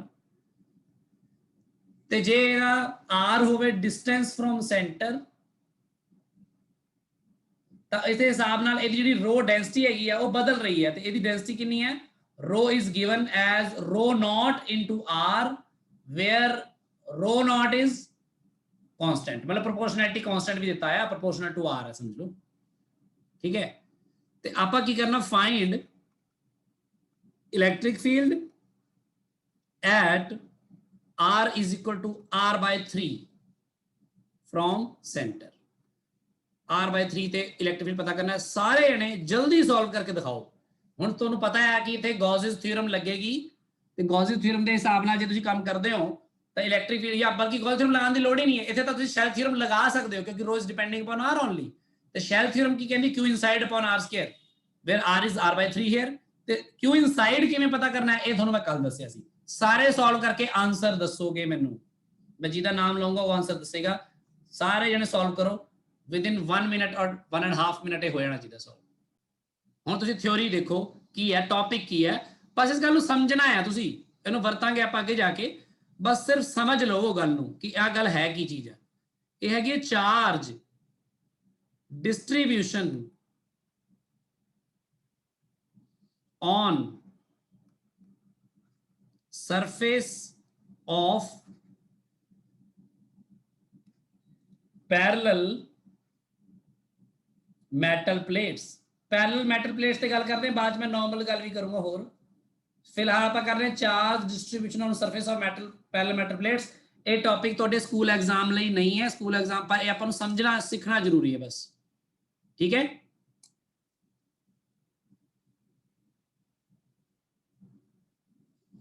ਵੀ ਚਾਰਜ, ਉਹ ਕਹਿੰਦੇ ਚਾਰਜ ਡਿਸਟ੍ਰੀਬਿਊਸ਼ਨ, ਇਹਨੂੰ ਗੱਲ ਨੂੰ ਸਮਝੋ ਵੀ ਜੇ ਪੈਰਲਲ ਮੈਟਲ ਪਲੇਟਾਂ ਦੋ ਪਈਆਂ ਨੇ, ਆਪਾਂ ਉਹਨਾਂ ਨੂੰ ਚਾਰਜ ਦਿੰਨੇ ਆ ਤਾਂ ਚਾਰਜ ਉਹਨਾਂ ਵਿੱਚ ਡਿਸਟ੍ਰੀਬਿਊਟ ਕਿਵੇਂ ਹੋਊਗਾ। ਜਿਵੇਂ ਤੁਸੀਂ ਕਲਾਸ 'ਚ ਬੈਠੇ ਹੁੰਨੇ ਹੋ ਤੇ ਕਈ ਵਾਰ ਮੈਂ ਮੇਰੀ ਕਲਾਸ ਡਿਊਰਿੰਗ ਕਈ ਵਾਰ ਵਾਰਡਨ ਸਰ ਆਉਂਦੇ ਆ, ਤੁਹਾਨੂੰ ਸਾਰਾ ਰਿਫਰੈਸ਼ਮੈਂਟ ਵੰਡ ਰਹੇ ਹੁੰਦੇ ਆ, ਹਨਾ, ਫਰੂਟ ਵਗੈਰਾ ਵੰਡਦੇ ਆ, ਡਿਸਟ੍ਰੀਬਿਊਟ ਕਰਦੇ ਆ ਤੁਹਾਡੇ 'ਚ। ਬਿਲਕੁਲ ਉਦਾਂ ਹੀ ਮੈਂ ਬਹੁਤ ਸਾਰਾ ਇਕੱਠਾ ਚਾਰਜ ਲੈ ਕੇ ਗਿਆ, ਮੈਟਲ ਪਲੇਟ ਸੀਗੀ, ਉਹਨੂੰ ਮੈਂ ਕਿਹਾ ਆ ਫੜ ਬਈ ਚਾਰਜ, ਮੈਟਲ ਪਲੇਟ ਨੂੰ ਦੇਤਾ। ਹੁਣ ਮੈਟਲ ਪਲੇਟ ਆਪਣੇ ਸਰਫੇਸ ਦੇ ਉੱਪਰ ਜਾਂ ਆਸੇ-ਪਾਸੇ ਕਿਵੇਂ ਕਿਵੇਂ ਮੋਡੀਫਾਈ ਕਰੂਗੀ ਚਾਰਜ ਡਿਸਟ੍ਰੀਬਿਊਸ਼ਨ ਨੂੰ, ਚਾਰਜ ਡਿਸਟ੍ਰੀਬਿਊਟ ਕਿਵੇਂ ਹੋਊਗਾ, ਇਸ ਗੱਲ ਬਾਰੇ ਗੱਲ ਕਰਨ ਜਾ ਰਹੇ ਹਾਂ ਅਸੀਂ। ਕਲੀਅਰ ਆ ਗੱਲ? ਸਾਰਿਆਂ ਨੂੰ ਪਤਾ ਲੱਗੀ ਗੱਲ ਕੀ ਕਹਿ ਰਿਹਾ ਮੈਂ? Yes, sir. ਇਸ ਗੱਲ ਨੂੰ ਮੈਟਲ ਪਲੇਟ ਤੇ ਸਮਝਣ ਤੋਂ ਪਹਿਲਾਂ ਆਮ ਗੱਲ ਸਮਝ ਕੇ ਦੇਖੀਏ। ਜੇ ਕਿਸੇ ਜਗ੍ਹਾ ਤੇ ਮੇਰੇ ਕੋਲ ਇੱਕ ਸਫੀਅਰ ਹੋਵੇ, ਬਿਲਕੁਲ ਸਫੀਅਰ ਮੈਟਲ ਦਾ, ਹੋਲੋ ਸਫੀਅਰ ਹੋਵੇ, ਸ਼ੈਲ ਹੋਵੇ, ਤੇ ਇਹ ਸ਼ੈਲ ਮੈਟਲ ਦਾ ਹੋਵੇ, ਤੇ ਜੇ ਮੈਂ ਇਸ ਨੂੰ ਚਾਰਜ ਦੇ ਦਵਾਂ Q, ਤੇ Q ਚਾਰਜ ਇਸ ਦੇ ਸਰਫੇਸ ਤੇ ਬਿਲਕੁਲ ਯੂਨੀਫਾਰਮਲੀ ਬਰਾਬਰ ਬਰਾਬਰ ਵੰਡਿਆ ਜਾਂਦਾ ਆ। ਦੱਸੋ ਗੱਲ ਕਲੀਅਰ ਹੈ ਕਿ ਨਹੀਂ ਹੈ? Yes sir. Yes, sir. ਤੇ ਜੇ ਮੈਟਲ ਸ਼ੈਲ ਹੋਣ ਦੀ ਬਜਾਏ ਇਹ ਮੈਟਲ ਸੋਲਿਡ ਸਫੀਅਰ ਹੋਵੇ, ਸੋਲਿਡ ਮੈਟਲ ਸਫੀਅਰ ਹੋਵੇ, ਤਾਂ ਇਹਨੂੰ ਮੈਂ ਜੇ ਚਾਰਜ ਦੇ ਦਵਾਂ Q, ਤਾਂ ਉਹ ਚਾਰਜ ਇਹਦੇ ਵਿੱਚ ਕਿਵੇਂ ਡਿਸਟ੍ਰੀਬਿਊਟ ਹੁੰਦਾ ਆ? ਸਰਫੇਸ ਤੇ ਹੀ ਹੁੰਦਾ ਆ। ਮੁੜ ਕੁੜ ਕੇ ਉਹੀ ਗੱਲ ਹੋ ਗਈ ਇੱਥੇ, ਬਲ ਇਹਦੇ ਵਿੱਚ ਤੇ ਇਹਦੇ ਵਿੱਚ ਇਸ ਲਈ ਕੋਈ ਬੇਸਿਕ ਫਰਕ ਇਸ ਤਰ੍ਹਾਂ ਦਾ ਨਹੀਂ ਆਇਆ, ਕਿਉਂਕਿ ਚਾਰਜ ਅੰਦਰ ਤੱਕ ਗਿਆ ਹੀ ਨਹੀਂ। ਅੰਦਰ ਚਾਰਜ ਕਿਤੇ ਵੀ ਨਹੀਂ ਰੁਕਦਾ, ਕਿਉਂਕਿ ਫ੍ਰੀ ਇਲੈਕਟ੍ਰੋਨਸ ਉਹ ਅੰਦਰ ਜੇ ਚਾਰਜ ਹੋਊਗਾ ਵੀ ਨਾਲ ਹੀ ਚੱਕ ਕੇ ਬਾਹਰ ਮਾਰਦੇ ਆ, ਫ੍ਰੀ ਇਲੈਕਟ੍ਰੋਨ ਉਸ ਦੀ ਜਗ੍ਹਾ ਘੇਰ ਲੈਂਦੇ ਆ, ਪੋਜ਼ਿਟਿਵ ਚਾਰਜ ਉੱਥੇ, ਫਿਰ ਇਹ ਕਰਦੇ ਕਰਦੇ ਸਰਫੇਸ ਜਿਹੜਾ ਚਾਰਜ ਹੈ ਉਹ ਬਾਹਰ ਆ ਜਾਂਦਾ ਯੂਨੀਫਾਰਮਲੀ। ਇਹ ਗੱਲਾਂ ਪਤਾ ਨਾ ਡਿਸਟ੍ਰੀਬਿਊਸ਼ਨ ਦੀਆਂ। ਸੋ ਜੇ ਸੋਲਿਡ ਵੀ ਹੋਵੇ ਤਾਂ ਵੀ ਚਾਰਜ ਅੰਦਰ ਨਹੀਂ ਟਿਕੇਗਾ, ਬਾਹਰ ਹੀ ਆ ਜਾਏਗਾ। ਆਹ ਗੱਲਾਂ ਆਪਾਂ ਜਿਵੇਂ ਕੀਤੀਆਂ ਨੇ। ਹੁਣ ਆਪਾਂ ਗੱਲ ਕਰਦੇ ਹਾਂ, ਜਿਹੜੀ ਗੱਲ ਆਪਾਂ ਕਰਨ ਲੱਗੇ ਹਾਂ ਪੈਰਲਲ ਮੈਟਲ ਪਲੇਟਸ ਵਾਲੀਆਂ। ਸਭ ਤੋਂ ਪਹਿਲਾਂ ਆਪਾਂ ਗੱਲ ਕਰਦੇ ਹਾਂ ਵੀ ਜੇ ਕੋਈ ਆਈਸੋਲੇਟਿਡ ਮੈਟਲ ਪਲੇਟ ਹੋਵੇ, ਆਈਸੋਲੇਟਿਡ ਤੋਂ ਭਾਵ ਕੀ ਹੁੰਦਾ ਬਈ? ਇੱਥੇ ਕੁਝ ਗੱਲਾਂ ਦੇਖੀ ਆਪਾਂ ਸਮਝ ਪਾਉਂਦੇ ਕਿ ਨਹੀਂ। ਆਈਸੋਲੇਟਿਡ ਮੈਟਲ ਪਲੇਟ ਤੋਂ ਕੀ ਮਤਲਬ ਆ? ਚਾਰਜ ਨਾ ਬਾਹਰ ਜਾ ਰਿਹਾ ਨਾ ਅੰਦਰ ਆ ਰਿਹਾ। ਨਹੀਂ, ਆਈਸੋਲੇਟਿਡ ਤੋਂ ਦੇਖੋ ਕਈ ਤਰ੍ਹਾਂ ਆਪਾਂ ਜਿਵੇਂ ਹੀਟ ਐਂਡ ਥਰਮੋਡਾਇਨਾਮਿਕਸ ਆਪਾਂ ਸਮਝਦੇ ਹਾਂ ਆਈਸੋਲੇਟਿਡ ਜਾਂ ਉੱਥੇ ਇਨਸੂਲੇਟਿਡ ਬੋਲ ਦਿੰਦੇ ਆ ਨਾ ਆਪਾਂ, ਇਹ ਤਰ੍ਹਾਂ ਦਾ ਕੁਝ ਵੀ ਆਪਾਂ ਕਹਿੰਦੇ ਹੀਟ ਨਾ ਜਾਵੇ ਬਾਹਰ ਨਾ ਅੰਦਰ ਆਵੇ, ਜਾਂ ਇਦਾਂ ਦਾ ਕੁਝ ਆਪਾਂ ਸੋਚ ਲੈਂਦੇ ਆ। ਆਈਸੋਲੇਟਿਡ ਦਾ ਮਤਲਬ ਹੁੰਦਾ ਉਹ ਮੈਟਲ ਪਲੇਟ ਦੇ ਆਲੇ ਦੁਆਲੇ ਕੋਈ ਹੋਰ ਮੈਟਲ ਪਲੇਟ ਜਿਹਦੇ ਉੱਪਰ ਚਾਰਜ ਹੋਵੇ ਇਦਾਂ ਦੀ ਨਹੀਂ ਪਈ ਹੋਈ, ਜਾਂ ਕੋਈ ਅਨਚਾਰਜ ਵੀ ਨਹੀਂ ਪਈ ਹੋਈ। ਯਾਨੀ ਆ ਮੈਟਲ ਪਲੇਟ ਸਾਰੇ ਆਪਣੇ ਆਲੇ ਦੁਆਲੇ ਤੋਂ ਇੰਨੀ ਕੁ ਦੂਰ ਰੱਖੀ ਆ ਅਸੀਂ ਜਿੱਥੇ ਇਹ ਕੱਲੀ ਹੀ ਮੈਟਲ ਦੀ ਇੱਕ ਪਲੇਟ ਆ, ਹੋਰ ਆਲੇ ਦੁਆਲੇ ਕੋਈ ਚੀਜ਼ ਨਹੀਂ ਗਈ ਜਿੱਥੇ ਕੋਈ ਚਾਰਜ ਦਾ ਮੋਡੀਫਿਕੇਸ਼ਨ ਹੋ ਸਕੇ ਜਾਂ ਜੋ ਇਹਨੂੰ ਅਸਰ ਪਾ ਸਕੇ। ਸਮਝ ਲੱਗੀ ਗੱਲ? ਸੋ ਜੇ ਆਈਸੋਲੇਟਿਡ ਮੈਟਲ ਪਲੇਟ ਮੈਂ ਲੈ ਲਵਾਂ ਇਸ ਤਰ੍ਹਾਂ, ਦੇਖੋ ਆ ਮੰਨ ਲਓ ਆਈਸੋਲੇਟਿਡ ਮੈਟਲ ਪਲੇਟ ਹੈ, ਬਹੁਤ ਧਿਆਨ ਨਾਲ ਸਮਝਣਾ। ਆ ਮੈਟਲ ਪਲੇਟ ਮੈਂ ਜਾਣ ਕੇ ਮੋਟੀ ਜੀ ਬਣਾ ਰਿਹਾ ਵਾਂ, ਇਹ ਮੈਟਲ ਪਲੇਟ ਦਾ ਸਮਝ ਲਓ ਤੁਹਾਨੂੰ ਸਾਈਡ ਵਿਊ ਦਿਖਾ ਰਿਹਾ। ਇਹ ਸਮਝ ਲੱਗ ਰਹੀ ਗੱਲ? ਸਾਈਡ ਵਿਊ ਤੋਂ ਕੀ ਮਤਲਬ ਆ?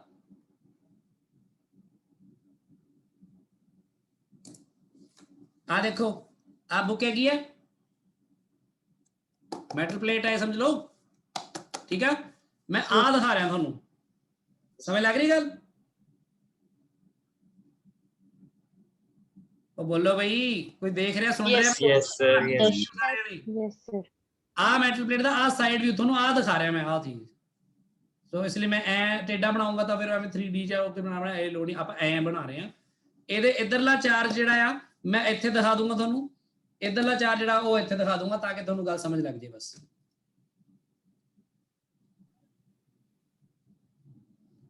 ਸੌ ਨਾ ਜਾਇਆ ਕਰੋ ਕਲਾਸ ਦੇ ਦੌਰਾਨ। ਮੈਨੂੰ ਤਾਂ ਐ ਲੱਗ ਰਿਹਾ ਕਿ ਤੁਹਾਨੂੰ ਸਾਰਿਆਂ ਨੂੰ ਮੈਂ ਸੋਚ ਰਿਹਾ ਜਿਵੇਂ ਉਹ ਜਗਰਾਤੇ ਨਹੀਂ ਕਰਦੇ, ਜਿਹੜੇ ਜਗਰਾਤੇ ਤੇ ਭੇਟਾਂ ਗਾਣ ਆਉਂਦੇ ਹੁੰਦੇ ਆ, ਉਹ ਮਾੜੀ ਥੋੜੀ ਦੇਰ ਬਾਅਦ ਕਹਿੰਦੇ ਸਾਰੇ ਨੇ ਭਗਤ ਸਾਰੇ ਹੱਥ ਉੱਪਰ ਕਰਨਗੇ, ਤਾੜੀਆਂ ਮਾਰਨਗੇ, ਮਾਤਾ ਦਾ ਜੈਕਾਰਾ ਲਾਉਣਗੇ, ਉਹਦੇ ਨਾਲ ਉਹ ਜਾਗਦੇ ਰਹਿੰਦੇ। ਭਗਤ ਨਹੀਂ ਤਾਂ ਭਗਤ ਤਾਂ ਸਾਰੇ ਸੋ ਜਾਣੇ ਆ, ਮਾਤਾ ਦੇ ਨਾਲ ਕਿਸੇ ਨੂੰ ਕੋਈ ਨਹੀਂ ਪਈ ਹੁੰਦੀ। ਤੁਹਾਨੂੰ ਮੈਂ ਵੀ ਆ ਤਾਂ ਜੈਕਾਰਾ ਲਵਾ ਦਿਆ ਕਰਾਂ ਨਾ 15 ਮਿੰਟ ਬਾਅਦ ਵੀ ਬੋਲੋ ਸਾਂਚੇ ਦਰਬਾਰ ਕੀ ਜੈ, ਤੇ ਸਾਰੇ ਜਣੇ ਦਾ ਜਿਹਦੀ ਜੈ ਨਹੀਂ ਆਈ ਮਤਲਬ ਸੌ ਗਿਆ। ਐ ਕਰਿਆ ਕਰੀਏ? ਆ ਫੇਰ ਸੁੱਤੇ ਪਏ ਆ। No, sir.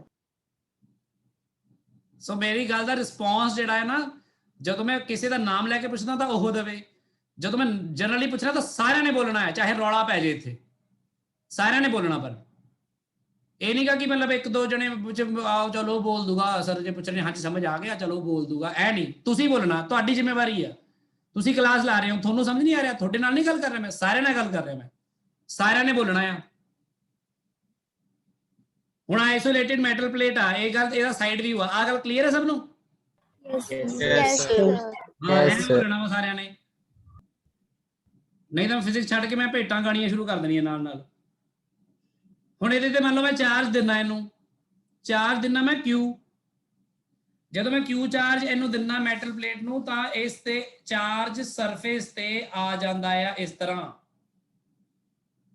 ਕਿਉਂਕਿ ਹੈ ਤਾਂ ਮੁੜ ਕੁੜ ਕੇ ਮੈਟਲ ਹੀ ਆ ਨਾ, ਇਹਦੇ ਚਾਰੇ ਦੋਨੋਂ ਸਰਫੇਸਿਸ ਤੇ ਮੈਟਲ ਪਲੇਟ ਤੇ ਆ ਜਾਂਦਾ। ਹੁਣ ਇਹਦੇ ਉੱਪਰਲੇ ਫੇਸ ਤੇ ਇੱਥੇ ਤੇ ਨੀਚੇ ਮੈਂ ਨਹੀਂ ਦਿਖਾ ਰਿਹਾ, ਕਿਉਂਕਿ ਆਪਾਂ ਉਹਨੂੰ ਨੈਗਲੈਕਟ ਕਰਕੇ ਚੱਲ ਰਹੇ ਹਾਂ, ਕਿਉਂਕਿ ਇਹਦਾ ਜਿਹੜਾ ਉੱਪਰਲਾ ਫੇਸ ਆਵਲਾ ਆਪਾਂ ਇਹਨੂੰ ਫਿਲਹਾਲ ਇਗਨੋਰ ਕਰ ਸਕਦੇ ਹਾਂ ਐਸ ਕੰਪੇਅਰ ਟੂ, ਮੰਨ ਲਓ ਮੈਟਲ ਪਲੇਟ ਇੰਨੀ ਕੁ ਪਤਲੀ ਹੈ ਤਾਂ ਮੈਂ ਇਧਰਲਾ ਤੁਹਾਨੂੰ ਦਿਖਾ ਰਿਹਾ ਬਸ। ਇਹਦੇ ਆਹ ਵਾਲਾ ਸਰਫੇਸ ਜਿਹੜਾ ਉੱਪਰਲਾ ਦਾ ਨਿਚਲਾ ਆ, ਆਹ ਵਾਲਾ ਸਰਫੇਸ, ਇਹਦਾ ਬਹੁਤ ਜ਼ਿਆਦਾ ਨੈਗਲੈਕਟ ਕਰ ਸਕਦੇ ਆਪਾਂ ਇਹਨੂੰ ਨਾ, ਬਹੁਤ ਘੱਟ ਹੈ। ਆਪਾਂ ਫਿਰ ਇਧਰਲਾ ਫੇਸ ਜਿਹੜਾ ਆ ਜਾਂ ਜਿਹੜਾ ਇਧਰਲਾ ਫੇਸ ਹੈ ਇਹਦੇ ਤੇ ਹੀ ਚਾਰਜ ਦਿਖਾ ਰਹੇ ਹਾਂ, ਤਾਂ ਆਹ ਜਿਹੜਾ ਚਾਰਜ ਲੈਫਟ ਸਾਈਡ ਦਿਖਾਇਆ ਮੈਂ, ਉਹ ਇਹਦੇ ਪੂਰੇ ਦੇ ਉੱਪਰ, ਰਾਈਟ ਸਾਈਡ ਜਿਹੜਾ ਦਿਖਾਇਆ ਉਹ ਇਹਦੇ ਪੂਰੇ ਉੱਪਰ, ਉੱਪਰ ਨੀਚੇ ਮੈਂ ਨਹੀਂ ਦਿਖਾ ਰਿਹਾ, ਇਗਨੋਰ ਕਰਕੇ ਚੱਲ ਰਿਹਾ। ਤੇ ਇਹਦਾ ਏਰੀਆ ਮੰਨ ਲਓ ਇਹ ਹੈ ਮੈਟਲ ਪਲੇਟ ਦਾ, ਠੀਕ ਹੈ ਗੱਲ? Yes, sir. Yes, sir. ਹੁਣ ਜਿਹੜਾ ਇਹਦਾ ਏਰੀਆ ਇਹ ਹੈਗਾ, ਤਾਂ ਇਹਦੇ ਉੱਪਰ ਜੇ ਮੈਂ ਸਿਗਮਾ ਸਰਫੇਸ ਚਾਰਜ ਡੈਂਸਿਟੀ ਪਤਾ ਕਰਨੀ ਹੋਵੇ ਇੱਥੇ, ਤੇ ਮੰਨ ਲਓ ਇਹਦਾ ਏਰੀਆ ਜਿਹੜਾ metal plate the area of metal plate ਇਹ ਹੈਗਾ ਆ, ਤਾਂ ਜਿਹੜੀ ਸਰਫੇਸ ਚਾਰਜ ਡੈਂਸਿਟੀ ਆਊਗੀ ਸਿਗਮਾ। ਜੇ ਇਹਨੂੰ Q ਚਾਰਜ ਦਿੱਤਾ, ਉਹ ਸਾਰੇ ਪਾਸੇ ਵੰਡਿਆ ਗਿਆ, ਤਾਂ ਟੋਟਲ ਕਿੰਨਾ ਆਊਗਾ ਸਿਗਮਾ? Q ਬਟਾ A. ਕਿੰਨਾ ਏਰੀਆ? 2A ਨਹੀਂ ਆਊਗਾ? Yes. Yes. Yes, sir. Yes. ਕਿਉਂ ਆਊਗਾ 2A? ਦੱਸੋ। दोनों साइड ए है। दोनों साइड ए है ना, वंडिया गया ना, अद्धा Q बटा कहने दा पाया, Q बटा 2 इधर वंडिया गया, Q बटा 2 इधर वंडिया गया, फिर Q बटा 2 बटा एरिया करोगे तो आही आ जाएगा। जहां तुसी चार्ज टोटल ले लो बटा दोनों पासे दा एरिया ए ले लो, 2A सीधा कर दो, तो आ होगा सिग्मा। समझ लग गई गल? Yes, sir. Yes, sir. ਆ ਹੈਗਾ ਉਦੋਂ ਜਦੋਂ ਮੈਟਲ ਪਲੇਟ ਆਪਣੀ ਜਿਹੜੀ ਇਸ ਤਰ੍ਹਾਂ, ਤੇ ਇਸ ਮੈਟਲ ਪਲੇਟ ਦੇ ਅੰਦਰ ਜੇ ਮੈਂ ਵੈਸੇ ਕਿਸੇ ਪੁਆਇੰਟ ਤੇ ਇਲੈਕਟ੍ਰਿਕ ਫੀਲਡ ਪੁੱਛਾਂ ਤਾਂ ਦੱਸ ਸਕਦਾ ਕੋਈ ਕਿੰਨਾ ਹੋਏਗਾ? 0. Zero. ਹਾਂ, ਇਹ ਬਿਲਕੁਲ 0 ਹੋਏਗਾ, ਕਿਉਂਕਿ ਵੈਸੇ ਵੀ ਸੋਚੋ ਇਹਦੇ ਕਰਕੇ ਉਦਾਂ, ਬਾਕੀ ਮੈਟਲ ਦੇ ਕਿਸੇ ਵੀ ਮੈਟਲ ਦੇ ਟੁਕੜੇ ਦੇ ਅੰਦਰ ਆਪਾਂ ਨੂੰ ਪਤਾ ਇਲੈਕਟ੍ਰਿਕ ਫੀਲਡ ਨਹੀਂ ਹੁੰਦਾ, ਆਪਾਂ ਇਹਦੇ ਬਾਰੇ ਗੱਲ ਪਹਿਲਾਂ ਵੀ ਕਰ ਚੁੱਕੇ ਹਾਂ। ਹੁਣ ਜੇ ਮੈਂ ਇਹੀ ਗੱਲ ਕਰ ਰਿਹਾ ਹਾਂ ਕਿਸੇ ਵੀ ਕੋਈ ਵੀ ਲਾਰਜ ਪਲੇਟਸ ਦੇ ਬਾਰੇ, ਨਾਟ ਫਾਈਨਾਈਟ ਪਲੇਟਸ, ਮੈਂ ਲਾਰਜ ਪਲੇਟਸ ਦੇ ਬਾਰੇ ਗੱਲ ਕਰ ਰਿਹਾ। ਹੁਣ ਇਨਸੂਲੇਟਿਡ ਆਈਸੋਲੇਟਿਡ ਮੈਟਲ ਪਲੇਟ ਤੋਂ ਇਲਾਵਾ ਗੱਲ ਕਰ ਰਿਹਾ ਮੈਂ ਦੂਜੀ ਗੱਲ, ਠੀਕ ਹੈ? ਤੇ ਜੇ ਮੈਂ ਕਹਾ ਕਿ ਲਾਰਜ ਪਲੇਟਸ ਨੇ 2 ਨੇ ਪਰ, ਠੀਕ ਹੈ, ਤੇ ਪਲੇਟਸ ਹੈਗੀਆਂ ਨੇ ਇਸ ਤਰ੍ਹਾਂ ਇੱਕ ਦੂਜੇ ਦੇ ਨੇੜੇ ਨੇੜੇ ਰੱਖੀਆਂ ਹੋਈਆਂ ਨੇ, ਜਾਂ ਫਿਰ ਸਮਝ ਲਓ ਕਿ ਪਲੇਟਸ ਲਾਰਜ ਨਾ ਵੀ ਹੋਈਆਂ ਤਾਂ ਉਹ ਇੰਨੀ ਨੇੜੇ ਨੇੜੇ ਰੱਖੀਆਂ ਨੇ ਕਿ ਆਪਾਂ ਉਹਨੂੰ ਲਾਰਜ ਮੰਨ ਸਕਦੇ ਆ। ਹੁਣ ਇਹਦੇ ਬਾਰੇ ਤੁਹਾਡੇ ਨਾਲ ਗੱਲ ਕੀਤੀ ਹੋਈ ਕਈ ਵਾਰੀ, ਆਹ ਪਲੇਟ ਹੈ ਇੱਕ, ਇਹਦੇ ਜਮਾਂ ਨਾਲ ਆਪਾਂ ਇੱਥੇ ਇੱਕ ਪਲੇਟ ਰੱਖਤੀ ਨੇੜੇ, ਤੇ ਇਹ ਲਾਰਜ ਪਲੇਟਸ ਨੇ, ਆ 2 ਪਲੇਟਸ ਨੇ, ਠੀਕ ਹੈ ਜੀ। ਹੁਣ ਆਪਾਂ ਇੱਥੇ ਇੱਕ ਚੀਜ਼ ਸਟੇਟ ਕਰਦੇ ਹਾਂ, ਜਿਹੜੀ ਚੀਜ਼ ਨੂੰ ਆਪਾਂ ਪ੍ਰੂਵ ਕਰ ਦਿੰਦੇ ਹਾਂ, ਬਾਅਦ ਚ ਯਾਦ ਰੱਖਾਂਗੇ। ਇੱਥੇ ਇੱਕ ਚੀਜ਼ ਸਟੇਟ ਕਰਨ ਜਾ ਰਹੇ ਹਾਂ, ਆਪਾਂ ਕਲੇਮ ਕਰਨ ਜਾ ਰਹੇ ਹਾਂ। ਕਲੇਮ, ਮੈਂ ਇਹ ਕਲੇਮ ਕਰਨ ਜਾ ਰਿਹਾ ਕਿ ਜਿਹੜੇ 2 ਫੇਸਿੰਗ ਸਰਫੇਸਿਸ ਹੋਣਗੇ ਇਸ ਕੇਸ ਦੇ ਵਿੱਚ, ਚਾਹੇ ਇਹਨਾਂ ਨੂੰ ਪਲੇਟਾਂ ਨੂੰ ਤੁਸੀਂ ਚਾਰਜ ਇੱਕ ਨੂੰ ਦਿੱਤਾ, ਦੋਨਾਂ ਨੂੰ ਦਿੱਤਾ, ਜਾਂ ਜਿਵੇਂ ਮਰਜ਼ੀ ਦਾ, 2 ਫੇਸਿੰਗ ਸਰਫੇਸਿਸ ਜੋ ਹੋਣਗੇ they will always have, ਆ ਬੜੀ ਇੰਪੋਰਟੈਂਟ ਗੱਲ ਆ, ਜੇ ਤੁਸੀਂ ਇਸ ਗੱਲ ਨੂੰ ਲਿਖਿਆ ਨਾ ਤੇ ਫਿਰ ਭੁੱਲ ਜਾਣਾ ਤੁਸੀਂ, ਤੇ ਫਿਰ ਮੈਂ ਤੁਹਾਨੂੰ ਇਹ ਗੱਲ ਅੱਗੇ ਤੰਗ ਕਰੇਗੀ। ਇਕੁਅਲ ਐਂਡ opposite charge,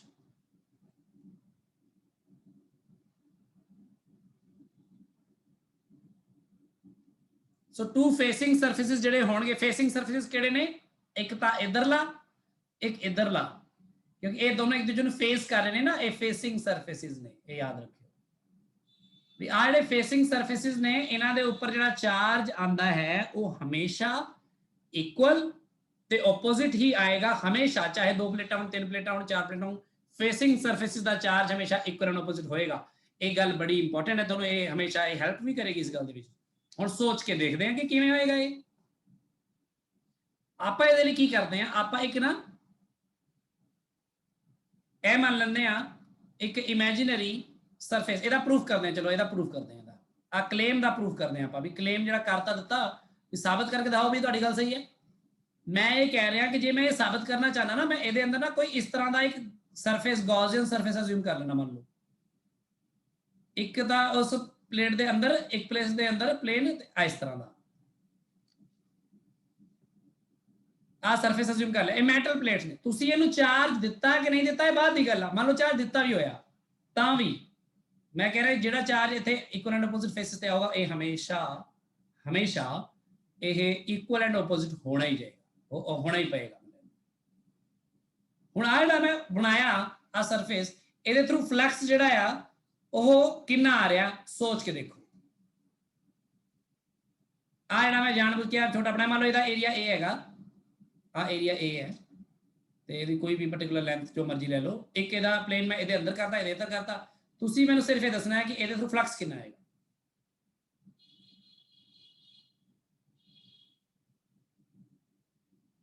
ਪਹਿਲੇ ਤਾਂ ਦੱਸੋ ਤੁਸੀਂ ਲਾਰਜ ਸ਼ੀਟਸ ਜਿਹੜੀਆਂ ਆਪਾਂ ਕੀਤੀਆਂ ਸੀ ਯਾਦ ਆ?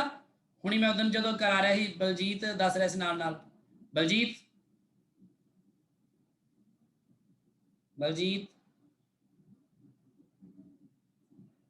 ਆਨਲਾਈਨ ਹੈਗਾ? बलजीत है ही नहीं। शुभम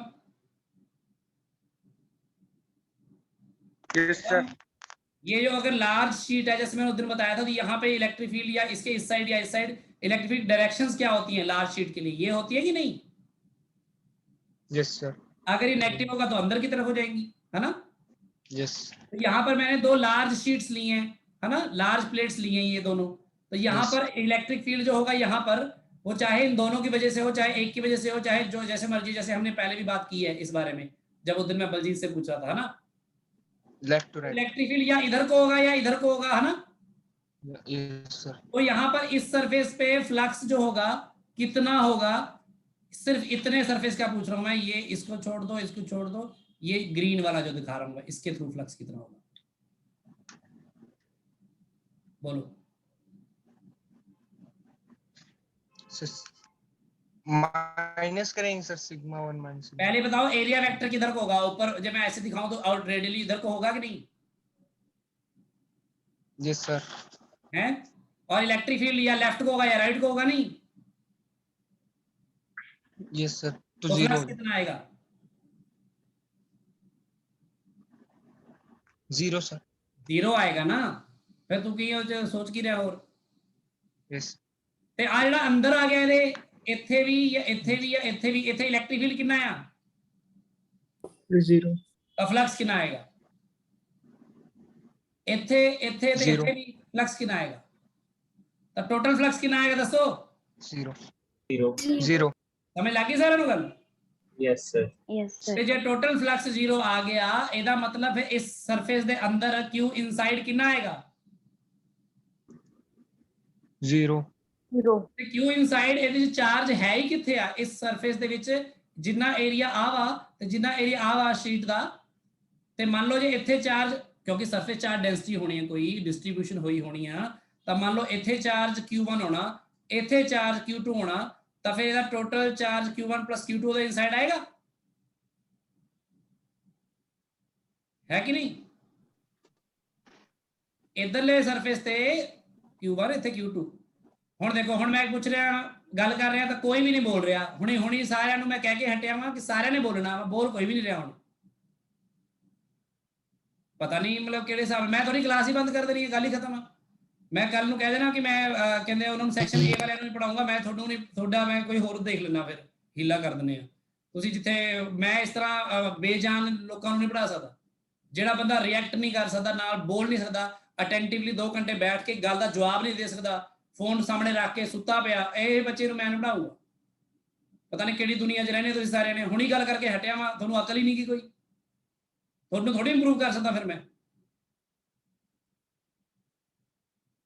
ਅੱਧੇ ਜਣੇ ਗੈਪ ਹੋ ਜਾਂਦੇ ਆ ਕਿ ਚਲੋ ਕੋਈ ਨਾ ਕੋਈ ਨੈਟਵਰਕ ਉਹਦੇ ਕਰਕੇ, ਉਹ ਗੱਲ ਮੈਂ ਸਮਝ ਸਕਦਾ ਵਾਂ, ਚਲੋ ਕਿ ਇਸ਼ੂ ਆਉਂਦਾ ਵਾ ਵੀ 2 ਘੰਟੇ ਲਗਾਤਾਰ ਕਰਦੇ ਹੋਏ ਕਦੇ ਕਦੇ ਵਿੱਚ ਹੋ ਸਕਦਾ। बाकी सारे सुते पे हो आराम नाल। मैं क्लास चो ही कर देना इतों, मैं वो बच्चे सारे गिण चुन के कि हाँ भी मतलब मैंने उन्ने के बच्चे दे दो जिन्ने बच्चे पढ़ सकते हैं, रिस्पॉन्ड कर सकते, नहीं तो छड्डो दफा करो। ਹੁਣ ਆ q1 q2 ਜਿਹੜਾ ਹੈ ਇੱਥੇ ਜੇ ਚਾਰਜ q1 ਹੈ ਇੱਥੇ q2 ਹੈ ਤਾਂ ਇਹਦੇ ਅੰਦਰ inside q inside surface q1 q2 ਹੋਊਗਾ ਕਿ ਨਹੀਂ ਹੋਊਗਾ? Yes. Yes, Yes, sir. ਤੇ ਫਿਰ q1 ਜਿਹੜਾ ਉਹ ਮਾਈਨਸ ਆਫ q2 ਹੋਊਗਾ ਕਿ ਨਹੀਂ? Yes. sir. Sir. ਮੈਗਨੀਟਿਊਡ ਜਦੋਂ ਬਰਾਬਰ ਹੋਣਗੇ ਤੇ ਇੱਕ ਦੂਜੇ ਦੇ ਆਪੋਜ਼ਿਟ ਹੋਣਗੇ ਕਿ ਨਹੀਂ? ਦੇਖੋ Yes, sir. Yes. ਆਹੀ ਗੱਲ ਤਾਂ ਮੈਂ ਕਹਿ ਰਿਹਾ ਹਾਂ ਕਿ ਫੇਸਿੰਗ ਸਰਫੇਸਿਸ ਦਾ ਜੋ ਮਰਜ਼ੀ ਕਰ ਲਓ ਤੁਸੀਂ, ਮੈਟਲ ਸਰਫੇਸਿਸ ਜੇ ਹੈਗੇ ਨੇ ਲਾਰਜ ਮੈਟਲ ਸਰਫੇਸ ਤਾਂ ਉਹਦੇ ਫੇਸਿੰਗ ਸਰਫੇਸਿਸ ਦੇ ਜਿਹੜੇ ਨੇ ਉਹਨਾਂ ਤੇ ਇਕੁਅਲ ਐਂਡ ਆਪੋਜ਼ਿਟ ਚਾਰਜ ਹੀ ਹੋਏਗਾ। ਇਹ ਗੱਲ ਸਾਨੂੰ ਪਹਿਲਾਂ ਹੀ ਪਤਾ ਆ, ਇਸ ਗੱਲ ਬਾਰੇ ਸਾਨੂੰ ਹੁਣ ਕੋਈ ਡਾਊਟ ਨਹੀਂ ਰਹਿਣਾ ਚਾਹੀਦਾ ਅੱਗੇ ਤੋਂ। ਇਹ ਇੱਕ ਆਈਡੀਆ ਹੈ ਜਿਹੜਾ ਕਿ ਤੁਹਾਡੇ ਦਿਮਾਗ 'ਚ ਹਮੇਸ਼ਾ ਤਾਜ਼ਾ ਰਹਿਣਾ ਚਾਹੀਦਾ ਹੈ।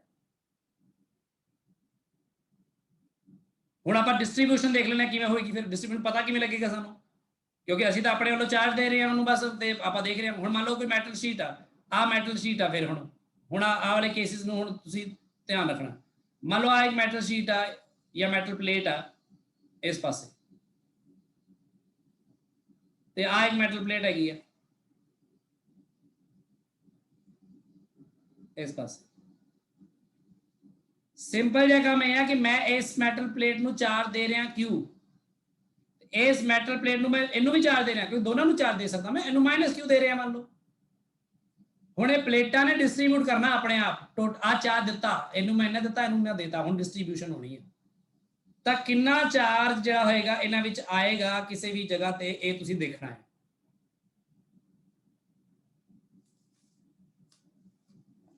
ਇੱਥੇ ਹੁਣ ਇਹਦੇ ਵਿੱਚ ਕੀ ਹੈ ਡਿਸਟ੍ਰੀਬਿਊਸ਼ਨ ਕਿਵੇਂ ਹੋਏਗੀ, ਇਹਦੇ ਅੰਦਰ ਕੋਈ ਚਾਰਜ ਆਏਗਾ, ਇੱਥੇ ਕੋਈ ਇੱਥੇ ਚਾਰਜ ਆਏਗਾ, ਇੱਥੇ ਬਰਾਬਰ ਨਹੀਂ ਆਏਗਾ। ਹੁਣ ਪਿਛਲੀ ਵਾਰ ਕੀ ਹੋਇਆ ਸੀ ਜਦੋਂ ਸ਼ੀਟ ਆਪਣੀ ਆਈਸੋਲੇਟਿਡ ਸੀਗੀ ਤਾਂ ਆਪਾਂ ਚਾਰਜ ਦਿੱਤਾ ਉਹ ਸਾਰੇ ਚ ਬਰਾਬਰ ਵੰਡਿਆ ਗਿਆ ਕਿਉਂਕਿ ਆਸ-ਪਾਸ ਕੁਝ ਸੀਗਾ ਹੀ ਨਹੀਂ।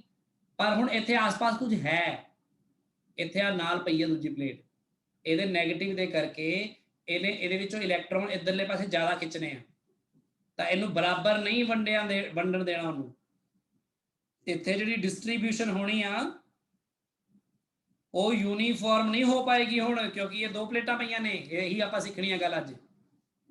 ਫਿਰ ਉਹ ਕਿਵੇਂ ਹੋਏਗੀ ਆਪਾਂ ਨੂੰ ਆ ਦੇਖਣਾ ਚਾਹੀਦਾ। ਫਿਰ ਇਹ ਸਵਾਲ ਦੀ ਸ਼ੁਰੂਆਤ ਕਿੱਥੋਂ ਹੁੰਦੀ ਹੈ? ਸਭ ਤੋਂ ਪਹਿਲਾਂ ਮੈਂ ਕਹਿ ਰਿਹਾ ਵੀ ਇਹਦੇ ਇਧਰਲੇ ਪਲੇਟ ਤੇ ਚਾਰਜ ਮੰਨ ਲਓ ਹੈਗਾ Q, ਕਿਉਂਕਿ ਤੁਹਾਨੂੰ ਪੋਜ਼ਿਟਿਵ ਚਾਰਜ ਦਿੱਤਾ, ਤੁਹਾਨੂੰ Q ਮੰਨ ਲਓ ਫਿਲਹਾਲ। ਇਧਰਲੀ ਪਲੇਟ ਦੇ ਇਧਰਲੇ ਸਿਰੇ ਤੇ Q ਹੈਗਾ ਤੇ ਇਧਰਲੇ ਸਿਰੇ ਤੇ ਤੁਹਾਨੂੰ ਕੀ ਮੰਨਣਾ ਪਏਗਾ? minus ਕਿਉਂਕਿ ਹਾਲੇ ਸਾਨੂੰ ਪਤਾ ਹੈ ਤਾਂ ਬਰਾਬਰ ਹੀ ਹੋਣੇ ਚਾਹੀਦੇ ਨੇ। ਜੇ ਇਧਰ Q ਆ ਗਿਆ, ਟੋਟਲ Q ਦਿੱਤਾ ਸੀ ਤਾਂ ਇਧਰਲੇ ਫੇਸ ਤੇ ਕਿੰਨਾ ਚਾਰਜ ਹੋਏਗਾ? Q minus Q minus 1. ਇਸ -Q ਵਿੱਚੋਂ ਜੇ -Q ਇਧਰ ਚਲਾ ਗਿਆ ਤਾਂ ਇਧਰਲੇ ਫੇਸ ਤੇ ਕਿੰਨਾ ਚਾਰਜ ਹੋਏਗਾ? minus Q minus Q plus Q। ਇਹ ਗੱਲ ਸਮਝੋ, -Q plus Q ਬੇਸਿਕਲੀ ਹੈਗਾ -Q ਵਿੱਚੋਂ ਮਾਈਨਸ ਕਰ ਦੋ -Q ਨੂੰ ਤਾਂ ਬੇਸਿਕਲੀ -Q plus Q। ਤੇ ਵੈਸੇ ਵੀ ਇਹਨਾਂ ਦੋਨਾਂ ਨੂੰ ਜੋੜ ਕੇ ਦੇਖੋ, ਦੋਨਾਂ ਨੂੰ ਸਰਫੇਸਿਸ ਨੂੰ ਜੋੜ ਕੇ ਟੋਟਲ ਚਾਰਜ -Q ਆ ਰਿਹਾ ਕਿ ਨਹੀਂ ਜਿਹੜਾ ਦਿੱਤਾ ਸੀ? Yes, sir. ਇਹ ਗੱਲ ਯਾਦ ਰੱਖਣੀ ਆ ਕਿਸ ਤਰ੍ਹਾਂ ਇਹਨੂੰ ਡਿਸਟ੍ਰੀਬਿਊਟ ਕਰਨਾ। ਗੱਲ ਤਾਂ ਇਹ ਹੈ ਕਿ ਮੈਂ ਪਤਾ ਕਰਨਾ ਡਿਸਟ੍ਰੀਬਿਊਸ਼ਨ ਹੋਇਆ ਕਿਵੇਂ ਆ, ਤਾਂ ਡਿਸਟ੍ਰੀਬਿਊਸ਼ਨ ਕਿਵੇਂ ਹੋਇਆ ਉਹਦੇ ਲਈ ਮੈਨੂੰ ਹੁਣ ਇੱਥੇ ਕੰਮ ਕਰਨਾ ਪਏਗਾ। ਇਹਦੇ ਲਈ ਅਸੀਂ ਕੀ ਕਰਦੇ ਹਾਂ, ਕਿਉਂਕਿ ਤੁਹਾਨੂੰ ਪਤਾ ਆ ਕਿ ਇੱਥੇ ਸਰਫੇਸਿਸ ਦੇ ਉੱਪਰ ਚਾਰਜ ਹੈ। ਫਿਲਹਾਲ ਤੁਸੀਂ ਜੋ ਮੰਨ ਕੇ ਚੱਲ ਰਹੇ ਹੋ, ਮੰਨ ਲਓ ਕਿ ਇੱਥੇ ਪੋਜ਼ਿਟਿਵ ਚਾਰਜ ਹੈ, ਆ Q ਜਿਹੜਾ ਵੀ ਆ ਇੱਧਰ ਵੀ ਪੋਜ਼ਿਟਿਵ ਚਾਰਜ ਹੈ, ਤੇ ਇਸ ਵਾਰ ਜਿਹੜਾ ਹੈ ਯੂਨੀਫਾਰਮ ਸਰਫੇਸ ਨਹੀਂ ਹੈ, ਸੋ ਇਹ ਸਾਨੂੰ ਪਤਾ ਹੈ ਜ਼ਿਆਦਾ ਘੱਟ ਹੋ ਸਕਦੇ ਆ। ਇੱਧਰ ਨੈਗੇਟਿਵ ਚਾਰਜ ਹੈ ਤੇ ਇੱਧਰ ਨੈਗੇਟਿਵ ਜਿਹੜਾ ਹੈ ਉਹ ਯੂਨੀਫਾਰਮ ਨਹੀਂ ਹੈ, ਸਾਨੂੰ ਪਤਾ ਕੁਝ ਵੀ ਹੋ ਸਕਦਾ ਹੈ। तो चार ਸਰਫੇਸਿਸ ਨੇ ਤੁਹਾਡੇ ਕੋਲ, ਤਾਂ ਚਾਰ ਥਿਨ ਸ਼ੀਟਸ ਨੇ ਸਮਝ ਲਓ। ਤੇ ਤੁਸੀਂ ਜੇ ਸਿੰਪਲੀ ਲਿਖਣਾ ਚਾਹੋ ਇੱਥੇ ਆ ਇਸ ਇੱਕ ਪਾਸੇ ਸ਼ੀਟ ਹੈਗੀ, ਆ ਸ਼ੀਟ ਦਾ ਨਾਮ ਰੱਖ ਦਿਓ 1, ਇਸ ਸ਼ੀਟ ਦਾ ਨਾਮ ਰੱਖ ਦਿਓ 2, ਇਸ ਸ਼ੀਟ ਦਾ ਨਾਮ ਰੱਖ ਦਿਓ 3। ਇਹ ਇੱਕ ਤਰ੍ਹਾਂ ਥਿਨ ਸ਼ੀਟਸ ਵਾਂਗੂ ਬਿਹੇਵ ਕਰ ਰਹੀ ਹੈ ਨਾ, ਦੋਨੋਂ ਸਰਫੇਸ ਅਲੱਗ-ਅਲੱਗ ਨੇ। ਤਾਂ ਇਹਦੇ ਵਿੱਚ ਆ ਪੁਆਇੰਟ ਜਿਹੜਾ A ਹੈਗਾ ਆ, ਤੁਸੀਂ A ਪੁਆਇੰਟ ਤੇ ਇਲੈਕਟ੍ਰਿਕ ਫੀਲਡ ਦੱਸੋ ਕਿੰਨਾ ਹੋਏਗਾ, ਜੋ ਮਰਜ਼ੀ ਹੋ ਜਾਏ ਡਿਸਟ੍ਰੀਬਿਊਸ਼ਨ, ਇਲੈਕਟ੍ਰਿਕ ਫੀਲਡ ਕਿੰਨਾ ਹੋਏਗਾ ਉਹਦੇ ਅੰਦਰ? 0. ਤੇ A ਪੁਆਇੰਟ ਤੇ ਇਲੈਕਟ੍ਰਿਕ ਫੀਲਡ ਨੂੰ ਤੁਸੀਂ ਲਿਖ ਵੀ ਸਕਦੇ ਹੋ।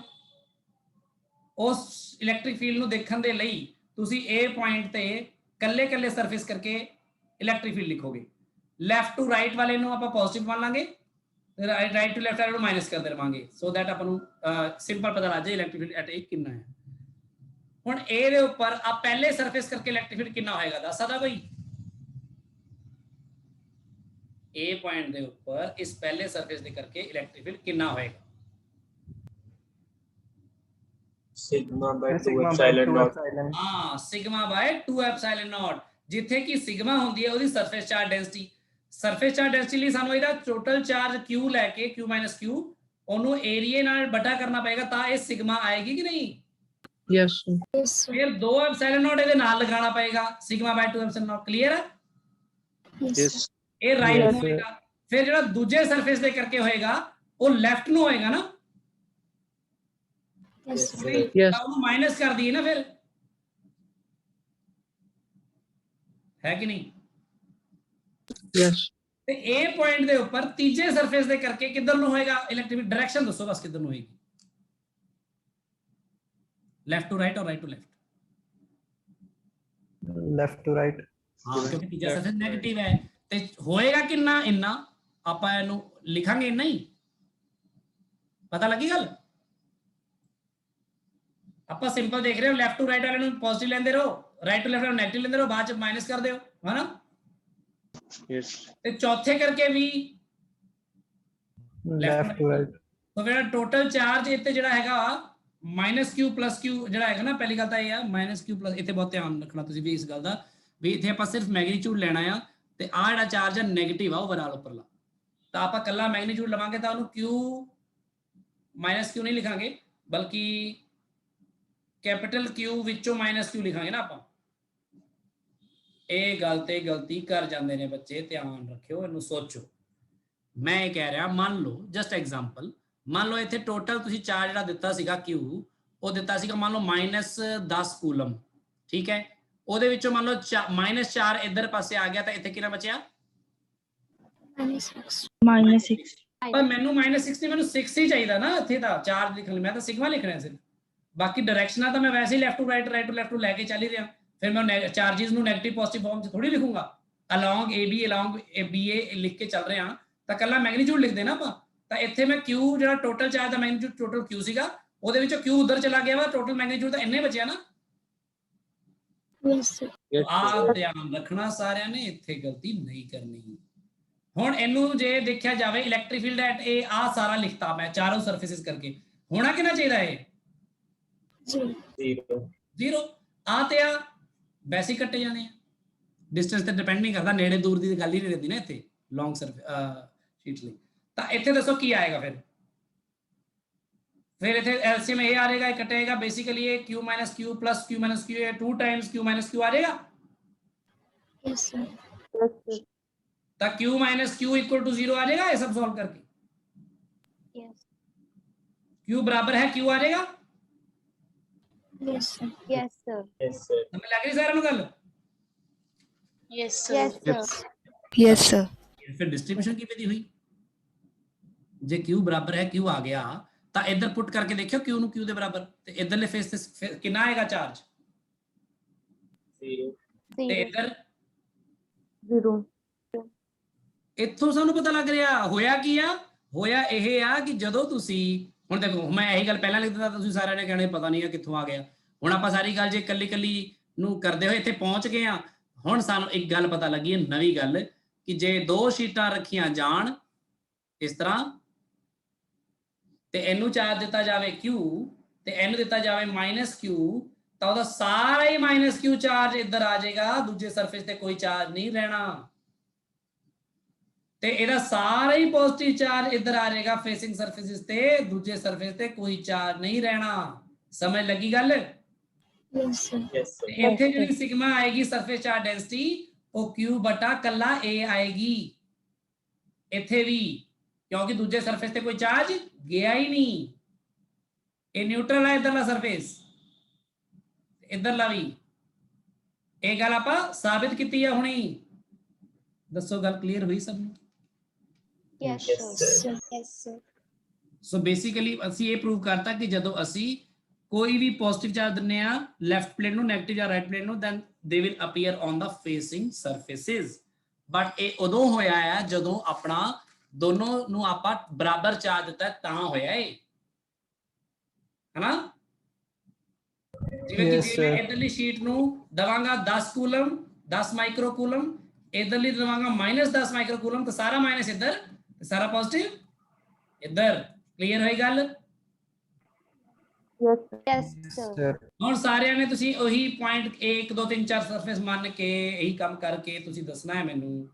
ਸਾਰਿਆਂ ਨੇ ਸੋਲਵ ਕਰੋ ਕਿ ਜੇ ਮੈਂ ਦੋ ਸ਼ੀਟਾਂ ਲਵਾਂ, ਇੱਕ ਸ਼ੀਟ ਆ ਲੌਂਗ ਸ਼ੀਟ ਸੀ ਨੇ ਆਬਵੀਅਸਲੀ ਆ ਸ਼ੀਟ, ਤੇ ਇਹਦੇ ਨਾਲ ਇੱਕ ਸ਼ੀਟ ਹੋਰ ਰੱਖ ਦਵਾਂ ਮੈਂ ਇੱਥੇ ਲਿਆ ਕੇ, ਦੂਸਰੀ ਸ਼ੀਟ, ਤੇ ਤੁਸੀਂ ਮੈਨੂੰ ਸਿਰਫ ਇਹ ਦੱਸਣਾ ਹੈ ਕਿ ਜੇ ਮੈਂ ਇਸ ਸ਼ੀਟ ਨੂੰ ਚਾਰਜ ਦੇ ਦਵਾਂ 10 ਮਾਈਕਰੋ ਕੂਲਮ ਪੋਜ਼ਿਟਿਵ ਤੇ ਇਸ ਸ਼ੀਟ ਨੂੰ ਮੈਂ ਚਾਰਜ ਦੇ ਦਵਾਂ -6 ਮਾਈਕਰੋ ਕੂਲਮ ਨੈਗੇਟਿਵ, ਤਾਂ ਚਾਰਜ ਡਿਸਟ੍ਰੀਬਿਊਸ਼ਨ ਕੀ ਹੋਏਗੀ ਸਾਰੇ ਸਰਫੇਸਿਸ ਤੇ, ਅੰਦਰ ਲਿਆਂ ਤੇ ਬਾਹਰ ਲਿਆਂ ਤੇ।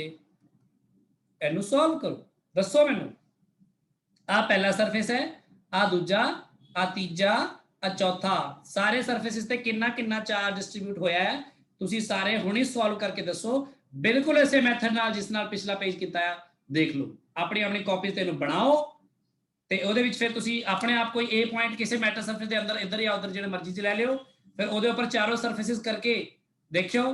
ਪਹਿਲਾ ਡਿਸਟ੍ਰੀਬਿਊਸ਼ਨ ਲਈ ਮੰਨ ਲਓ ਅੰਦਰ ਇੱਧਰ ਪਾਸੇ Q ਉਧਰ -Q, ਤੁਹਾਨੂੰ ਪਤਾ ਹੈ ਨਾ, ਕਿਉਂਕਿ ਇਨਰ ਫੇਸਿਸ ਦਾ ਪਤਾ ਹੀ ਹੈ ਬਰਾਬਰ ਤੇ ਆਪੋਜ਼ਿਟ ਹੋਣਗੇ। ਐ ਕਰਕੇ ਫਿਰ ਉਹਦੀ σ/2 ਐਪਸਿਲਨ ਫਾਰਮੂਲਾ ਲਾ ਕੇ A ਤੇ ਇਲੈਕਟ੍ਰਿਕ ਫੀਲਡ ਨੂੰ 0 ਪੁੱਟ ਕਰੋ, ਫਿਰ ਦੇਖੋ ਕਿੰਨਾ ਕਿੰਨਾ ਚਾਰਜ ਡਿਸਟ੍ਰੀਬਿਊਟ ਹੋਇਆ। ਸਾਰੇ ਜਣੇ ਕਰੋ ਹੁਣੀ। ਹਾਂਜੀ शुभम।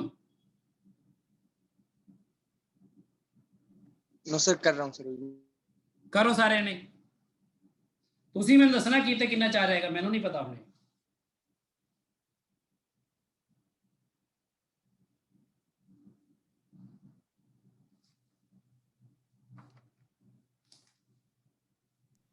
सर ਹਾਂਜੀ सर ਆਪਾਂ ਸਿੱਧਾ ਹੀ ਨਹੀਂ ਕਹਿ ਸਕਦੇ ਕਿ -6 ਕੂਲਮ 3 ਤੇ ਆ ਜਾਏਗਾ ਪੂਰਾ ਦਾ ਪੂਰਾ, ਤੇ 10 ਚੋਂ 6 2 ਤੇ ਆ ਜਾਏਗਾ ਤੇ 4 1 ਤੇ ਚੱਲ ਜਾਏਗਾ। ਜਿਹੜੀ ਕੰਡੀਸ਼ਨਾਂ ਹੈਗੀਆਂ ਨੇ ਉਹ ਤਾਂ ਤੁਹਾਨੂੰ ਪਤਾ ਹੀ ਨੇ, ਹੁਣੀ ਮੈਂ ਦੱਸੀਆਂ ਨੇ ਨਾ। ਆਪਾਂ ਇਹ ਹਾਂਜੀ sir। ਬਣਾਵਾਂਗੇ ਕੋਈ ਮੈਥਡ ਕਿ ਕਿਵੇਂ ਸਿੱਧਾ ਕਹਿ ਸਕੀਏ, ਪਰ ਜਿਹੜਾ ਤੂੰ ਕਹਿ ਰਿਹਾ ਇਹ ਜ਼ਰੂਰੀ ਨਹੀਂ ਕਿ ਸਹੀ ਹੋਵੇ। ਤੂੰ ਸੋਚ ਕੇ ਦੇਖ, ਜੇ ਤੂੰ ਡਾਇਰੈਕਟਲੀ ਕਰਦਾ ਵਾ ਇੱਥੇ ਮੰਨ ਲਾ ਤੂੰ -6 ਇੱਥੇ ਲਿਆਣਾ, ਇੱਥੇ +6 ਕਰ ਦੇਣਾ ਤੇ ਇੱਥੇ 4 ਕਰ ਦੇਣਾ, ਤਾਂ ਉਹਦੇ ਕਰਕੇ ਇਸ ਪੁਆਇੰਟ ਤੇ ਇਲੈਕਟ੍ਰਿਕ ਫੀਲਡ ਦੇਖ 0 ਆ ਰਿਹਾ ਕਿ ਨਹੀਂ ਆ ਰਿਹਾ, ਕਰਕੇ ਦੇਖ। ਨਹੀਂ ਸਰ। ਤੇ ਨਹੀਂ ਆ ਰਿਹਾ ਨਾ, ਇਹਦਾ ਮਤਲਬ ਕੋਈ ਗਲਤੀ ਆ, ਡਿਸਟ੍ਰੀਬਿਊਸ਼ਨ ਇਹਦਾ ਤਾਂ ਹੋਊਗੀ ਨਹੀਂ। ਫਿਰ ਕਰਕੇ ਦੇਖ ਨਾ ਸਾਰਾ ਮੈਥਡ, ਹੁਣੀ ਜਿਹੜਾ ਆਪਾਂ ਕੀਤਾ ਪਿਛਲਾ ਪ੍ਰੋਸੀਜਰ ਪੈ ਕੇ ਦੇਖੋ। ਹਾਂਜੀ ਸਰ ਠੀਕ ਹੈ। करो करो। चार्ज ऑन आउटर प्लेट्स देखो क्या आएगा, आउटर प्लेट्स नहीं आउटर सरफेसिस, सॉरी कितना आएगा वो जितना चार्ज गिवन है total charge on both plates बटा 2, ये आधा होएगा। तो किसी भी नॉर्मल ਜਿਹੜਾ ਆਪਣਾ ਕੰਡਕਟਰ ਦਾ ਉਹਦੇ ਲਈ ਇਦਾਂ ਹੀ ਹੁੰਦਾ ਨਾ ਕਿ ਇਧਰਲੇ ਪਾਸੇ Q ਉਧਰ ਪਾਸੇ ਮਾਈਨਸ ਐਂ ਡਿਸਟ੍ਰੀਬਿਊਟ ਹੁੰਦਾ, ਤਾਂ ਆ total as a whole body behave ਕਰ ਰਿਹਾ। 1 ਸੈਕਿੰਡ ਹੋਲਡ ਕਰਿਓ ਬਸ।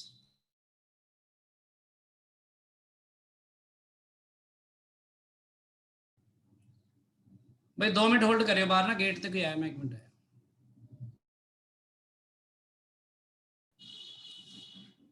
ਹਾਂਜੀ ਦੇਖੋ ਬਈ ਕਲੀਅਰ ਹੈ ਗੱਲ ਹੁਣ ਸਾਰਿਆਂ ਨੂੰ? Yes, sir. ਡਿਸਟ੍ਰੀਬਿਊਸ਼ਨ ਜਿਹੜੀ ਹੈ ਨਾ, ਤੁਸੀਂ ਹੁਣ ਜੇ ਤੁਸੀਂ ਚਾਹੋ ਤਾਂ ਤੁਸੀਂ ਕਿਤੇ ਵੀ ਕਰ ਸਕਦੇ ਹੋ, ਮਤਲਬ ਕਿ ਜੇ 3 ਪਲੇਟਾਂ ਵੀ ਹੁਣ ਤਾਂ ਵੀ ਕਰ ਸਕਦੇ ਹੋ।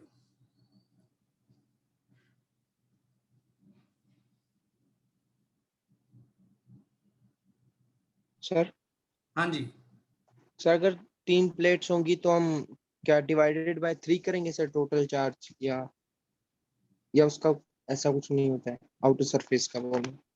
नहीं यही भी अपने मैं भी 3 प्लेट वाला दिखा रहा हूँ आपको एग्जांपल, अभी उसमें हम करते हैं बात। ये पहले मैं इलेक्ट्रिक फील्ड के बारे में बात करूँ। देखो अगर इलेक्ट्रिक फील्ड की बात कर रहा हूँ मैं, तो इसके अंदर यानी इन प्लेट्स के इन बिटवीन यहाँ पर कहीं पर भी अगर आप लोगे कोई पॉइंट, यहाँ पर इलेक्ट्रिक फील्ड इस इनर सरफेसिस की वजह से तो कैंसिल ही कर जाएगा ना, क्योंकि 8 की वजह से इधर होगा, नहीं कैंसिल नहीं ऐसे तो करूंगा, आउटर सरफेसिस की वजह से कैंसिल हो जाएगा। सॉरी जिसमें आ देखो 2 माइक्रो कूलम करके इधर होएगा, आ वाले 2 माइक्रो कूलम करके इधर होएगा, तो कैंसिल हो जाएगा ना। Yes, sir. अंदर फिर इलेक्ट्रिक फील्ड क्या होगा, इनर सरफेसिस करके आओगे ना सिर्फ। समझ लगी गल? Yes. ठीक है Yes. ਆਪਾਂ ਬੇਸਿਕਲੀ ਦੋ ਰੀਜਨ ਬਣਾ ਕੇ ਗੱਲ ਕਰਦੇ ਹਾਂ ਇਹਨੂੰ ਐ ਨਹੀਂ ਗੱਲ ਕਰਦੇ ਅਸੀਂ ਅਗਲੇ ਪੇਜ ਤੇ ਕਰਦਾ ਮੈਂ ਗੱਲ ਖੜ ਜੂ ਜੇ ਮੰਨ ਲਓ ਆ ਇੱਕ ਪਲੇਟ ਹੈ ਇਹਦੇ ਨਾਲ ਇਲੈਕਟ੍ਰਿਕ ਫੀਲਡ ਨਾ ਬੜੀ ਤੇਜ਼ ਬੜੀ ਜਲਦੀ ਆਪਾਂ ਲਿਖ ਲਿਆ ਕਰਾਂਗੇ ਬੜੀ ਜਲਦੀ ਹੀ ਸੋਲਵ ਹੋ ਜਾਇਆ ਕਰੇਗਾ ਕੁਐਸਚਨ ਆਪਾਂ ਇਹ ਸਾਰੇ ਕੰਮ ਇਸ ਤਰ੍ਹਾਂ ਕਰਾਂਗੇ ਨਹੀਂ ਸਲੋ ਇਹ ਤਾਂ ਸਲੋ ਆਪਾਂ ਕਰ ਰਹੇ ਹਾਂ ਹੁਣੀ ਸਮਝਣ ਲਈ ਤੇ ਆਹੀ ਵਾਲਾ ਕੁਐਸਚਨ ਲੈ ਲਓ ਕਿ ਮੰਨ ਲਓ ਇਹਨੂੰ ਆਪਾਂ ਚਾਰਜ ਦਿੱਤਾ ਕਿੰਨਾ ਦਿੱਤਾ ਸੀ 10 ਤੇ ਇਹਨੂੰ ਕਿੰਨਾ ਚਾਰਜ ਦਿੱਤਾ ਸੀ -6 ਉਹ ਚ ਸਿੱਧਾ ਹੀ ਆਪਾਂ ਡਿਸਟ੍ਰੀਬਿਊਟ ਕਿਵੇਂ ਕਰਾਂਗੇ ਦੇਖੋ 10 ਤੇ -6 ਹੋਇਆ 4/2 2 ਯਾਨੀ 2 ਇੱਧਰ ਪੋਜ਼ਿਟਿਵ ਤੇ 2 ਇੱਧਰ ਠੀਕ ਹੈ ਗੱਲ Yes, sir. 2 ਇੱਧਰ ਆ ਤੁਸੀਂ 10 ਵਿੱਚੋਂ 2 ਘਟਾ ਕੇ ਇੱਧਰ 8 ਲਿਖ ਸਕਦੇ ਹੋ ਆਪਣੇ ਆਪ ਹੀ ਤੇ ਇੱਧਰ 2 ਹੈ ਤਾਂ ਇੱਧਰ 8 ਲਿਖਣਾ ਹੀ ਪਏਗਾ ਮਾਈਨਸ ਦੇ ਵਿੱਚ ਨਹੀਂ ਤਾਂ ਫਿਰ ਟੋਟਲ -6 ਨਹੀਂ ਬਣੇਗਾ ਕਲੀਅਰ ਹੈ ਗੱਲ Yes. ਹੁਣ ਇਹਦੇ ਵਿੱਚ ਕੀ ਹੈ ਕਿ ਜੇ ਤੁਸੀਂ ਇਹਦੇ ਇਨਸਾਈਡ ਕੋਈ ਪੁਆਇੰਟ ਲੈਂਦੇ ਹੋ ਇਨਸਾਈਡ ਇਹਦੇ ਇਨ ਬਿਟਵੀਨ ਇੱਥੇ ਕੋਈ ਪੁਆਇੰਟ ਲੈਂਦੇ ਹੋ ਠੀਕ ਹੈ ਇਨ ਬਿਟਵੀਨ ਟੂ ਪਲੇਟਸ ਤਾਂ ਇੱਥੇ ਆਊਟਰ ਸਰਫੇਸਿਸ ਦੇ ਕਰਕੇ ਜਿਹੜਾ ਆਊਟਰ ਸਰਫੇਸਿਸ ਦੇ ਉੱਪਰ ਜਿਹੜਾ ਚਾਰਜ ਹੈ ਉਹਦੇ ਕਰਕੇ ਇਲੈਕਟ੍ਰਿਕ ਫੀਲਡ ਦਾ ਕੰਟਰੀਬਿਊਸ਼ਨ ਕੋਈ ਨਹੀਂ ਹੋਏਗਾ ਸਮਝ ਲੱਗ ਰਹੀ ਗੱਲ Yes, sir. क्योंकि आवले 2 दे करके इधर होएगा आवले 2 करके इधर होएगा तो ਇਹਦਾ ਵੇ ਪੱਕਾ ਹੀ ਕੱਟਿਆ ਜਾਏਗਾ ਨਾ ਤੇ आवले 8 ਦੇ ਕਰਕੇ ਇਧਰ ਹੋਏਗਾ आवले 8 ਕਰਕੇ ਵੀ ਇੱਧਰ ਹੀ ਹੋਏਗਾ ਤੇ ਉਦੋਂ ਨੂੰ ਐਡ ਹੋਣਗੇ ਇਲੈਕਟ੍ਰਿਕ ਫੀਲਡ ਦੇਣਗੇ ਇਹਦਾ ਮਤਲਬ ਹੁਣ ਤੁਸੀਂ ਇੱਕ ਪੁਆਇੰਟ ਲਿਖੋ ਸਾਰੇ ਬਣਾ ਕੇ ਬਹੁਤ ਇੰਪੋਰਟੈਂਟ ਪੁਆਇੰਟ ਆਪਣੇ ਲਿਖੋ ਸਾਰੇ ਕਾਪੀਆਂ ਵਿੱਚ ਹੁਣੀ ਲਿਖੋ ਨੋਟ ਨੰਬਰ 1 नोट लिख दो नंबर 1 लिखो in between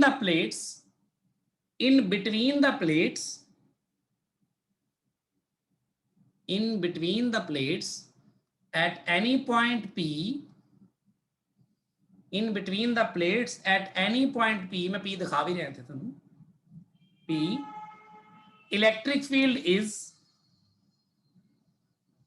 electric field is due to charges on facing surfaces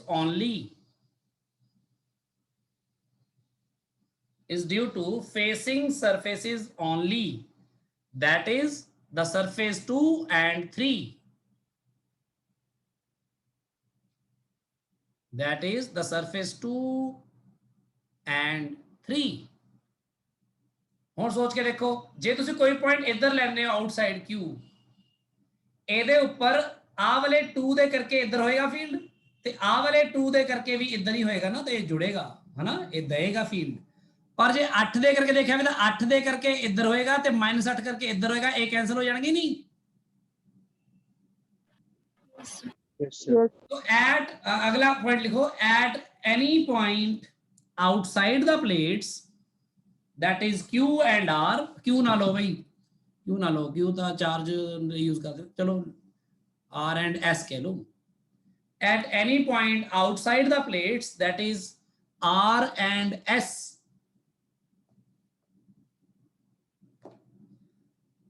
the electric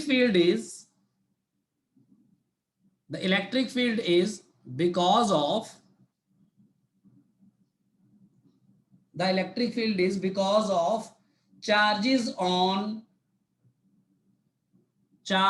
on outer surfaces 1 and 4 only outer surface 1 and 4 only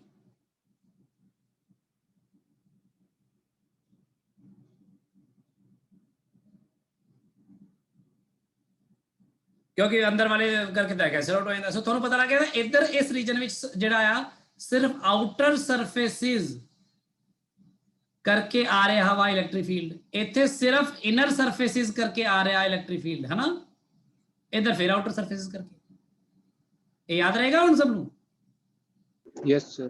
ਹੁਣ ਗੱਲ ਆਤੀ ਹੈ ਜਿਹੜੀ ਸ਼ੁਭਮ ਕਹਿ ਰਿਹਾ ਸੀ ਉਹ ਬਿਲਕੁਲ ਠੀਕ ਕਹਿ ਰਿਹਾ ਸੀ ਤਿੰਨ ਜੇ ਪਲੇਟਸ ਹੋਣ ਤੇ ਤਿੰਨ ਪਲੇਟਸ ਲਈ ਵੀ ਆਹੀ ਗੱਲ ਵੈਲਿਡ ਹੈ ਤੁਸੀਂ ਇਸ ਗੱਲ ਨੂੰ ਪ੍ਰੂਵ ਕਰ ਸਕਦੇ ਹੋ ਜਿਵੇਂ ਮਰਜੀ ਮੈਂ ਪ੍ਰੂਵ ਕਰੂੰਗਾ ਨਹੀਂ ਮੈਂ ਸਿੱਧਾ ਹੀ ਕਰਾਂ ਜਾ ਰਿਹਾ ਕਿ ਜੇ ਕੋਈ ਤਿੰਨ ਪਲੇਟਸ ਹੋਣ ਤਾਂ ਤਿੰਨਾਂ ਦੇ ਆਊਟਰ ਸਰਫੇਸ ਦਾ ਜਿਹੜਾ ਤੁਸੀਂ ਸਿੱਧਾ ਹੀ ਲਿਖ ਸਕਦੇ ਹੋ कि दो रूल ने देखो, एक रूल तो हैगा कि फेसिंग सरफेसिस ਤੇ ਇਕੁਅਲ ਐਂਡ ਆਪੋਜ਼ਿਟ ਚਾਰਜ ਹੀ ਹੋਣਾ ਚਾਹੀਦਾ ਹੈ। ਦੂਸਰਾ ਰੂਲ ਹੈਗਾ ਕਿ ਜਿਹੜਾ ਟੋਟਲ ਚਾਰਜ ਦਾ ਬਟਾ ਤੁਸੀਂ ਜਦੋਂ 2 ਕਰਦੇ ਹੋ ਤਾਂ ਉਹੀ ਜਿਹੜਾ ਟੋਟਲ ਆਊਟਰ ਜਿਹੜੇ ਸਭ ਤੋਂ ਆਊਟਰ ਮੋਸਟ ਸਰਫੇਸਿਸ ਤੇ ਚਾਰਜ ਆਉਂਦਾ ਹੈ। ਹੁਣ ਜੇ ਮੰਨ ਲਓ 3 ਪਲੇਟਾਂ ਲੈ ਲਈਆਂ ਆਪਾਂ, ਇਹਨਾਂ ਦਾ ਡਿਸਟੈਂਸ ਦੇਖੋ ਜੋ ਮਰਜ਼ੀ ਹੋ ਸਕਦਾ, ਜ਼ਰੂਰ ਨਹੀਂ ਬਰਾਬਰ ਹੀ ਹੋਣਗੇ। ਇਹਦਾ ਮੰਨ ਲਓ D1 ਹੈ ਤਾਂ D2 ਵੀ ਹੋ ਸਕਦਾ ਹੈ, ਤੇ D1 D2 ਪਹਿਲਾਂ ਹੈ ਇੰਨੇ ਕਿ ਨੇ ਕਿ ਆਪਣੇ ਲਈ ਜਿਹੜੀ ਸ਼ੀਟਸ ਨੇ ਉਹ ਲਾਰਜ ਸ਼ੀਟਸ ਨੇ, ਲਾਰਜ ਮੈਟਲ ਪਲੇਟਸ ਨੇ।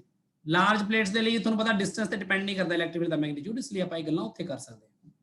ਤੇ ਮੰਨ ਲਓ ਕਿ ਇਹਨੂੰ ਤੁਸੀਂ ਚਾਰਜ ਦਿੱਤਾ, ਇਹਨੂੰ ਚਾਰਜ ਦੇ ਦਿਓ 4 ਮਾਈਕਰੋਕੂਲਮ, ਤੇ ਇਹਨੂੰ ਤੁਸੀਂ ਚਾਰਜ ਦੇ ਦਿਓ ਨੈਗੇਟਿਵ ਚਾਰਜ ਦਿਓ -6 ਮਾਈਕਰੋਕੂਲਮ, ਇਹਨੂੰ ਤੁਸੀਂ ਚਾਰਜ ਦੇ ਦਿਓ ਪੋਜ਼ਿਟਿਵ 10 ਮਾਈਕਰੋਕੂਲਮ। ਮੰਨ ਲਓ 10 -6 ਤੇ 4 ਦੇਤਾ। ਚਾਰਜ ਡਿਸਟ੍ਰੀਬਿਊਸ਼ਨ ਪੁੱਛ ਰਿਹਾ ਬੰਦਾ, ਉਹ ਕਹਿੰਦਾ ਚਾਰਜ ਡਿਸਟ੍ਰੀਬਿਊਸ਼ਨ ਕਿੱਦਾਂ ਹੋਊਗਾ। ਹੁਣ ਇੱਥੇ ਮੈਂ ਸੈਂਟਰ 'ਚ ਹੈ, ਵੰਡ ਕੇ ਨਹੀਂ ਸ਼ੁਰੂ ਕਰੂੰਗਾ, ਮੈਂ ਆਊਟਰ ਤੇ ਦੇਖਦਾ ਪਹਿਲਾਂ। ਸਭ ਤੋਂ ਪਹਿਲਾਂ ਤਿੰਨੋਂ ਚਾਰਜਿਸ ਨੂੰ ਜੋੜ ਦਿਓ, ਕਿੰਨਾ ਬਣ ਗਿਆ?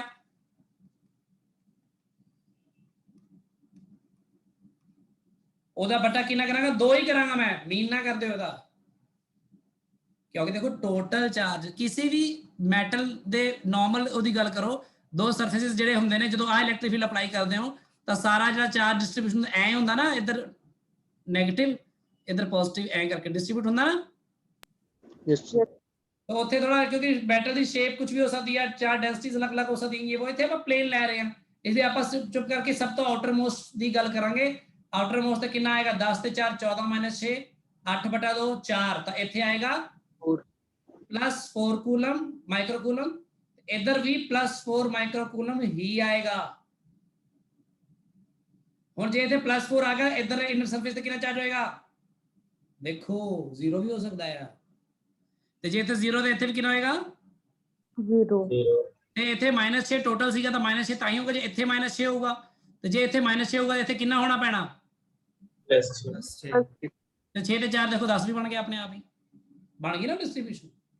यस सो देखो लिख लो हुण रूल नंबर 1, रूल नंबर 1 ते रूल नंबर 2 लिख लो, बस करी जाओ, इनू बड़ी तेज कम हो जाना है। रूल नंबर 1 मैं लिख देना जाए, रूल नंबर 1 की है चार्ज डिस्ट्रीब्यूशन दे लई कि चार्ज ऑन आउटर सरफेस जिहड़ा होएगा वो किहदे बराबर होएगा? Total charge on all plates बटा 2। समझ लगी गल? रूल नंबर 2 वो हैगा कि फेसिंग सरफेसिस जिहड़े होणगे will have equal and opposite charges। दसो गल समझ लग गई सारिਆਂ ਨੂੰ? ਹੁਣ यस यस ਹੁਣ ਤੁਸੀਂ ਡਿਸਟ੍ਰੀਬਿਊਸ਼ਨ ਕਰ ਸਕਦੇ ਹੋ ਨਾ ਆਪਣੇ ਆਪ।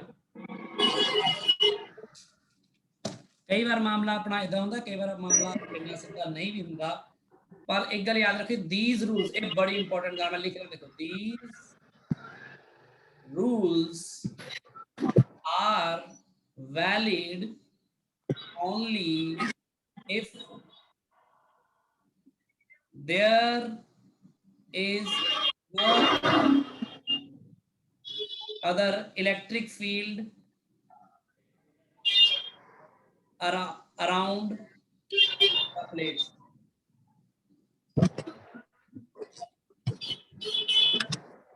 मतलब वो आइसोलेटेड हो हैं? सर, वही मतलब वो आइसोलेटेड हो।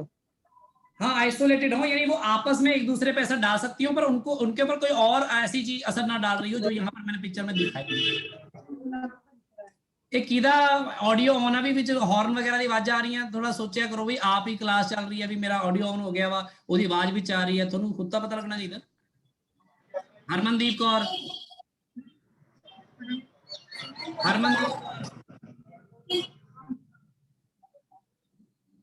हरमनदीप कौर, मेरी आवाज मेरी सुनने नहीं है सामने अवेलेबल, पता नहीं की पढ़ाई हो रही होनी है। म्यूट तो मैं भी कर सकता, मैं जान के मैं सोच रही आप करें। हरमनदीप कौर,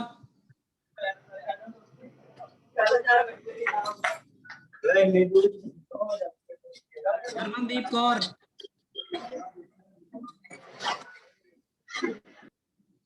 चलो मैं ही कर देना, फिर देख दूंगा बाद च।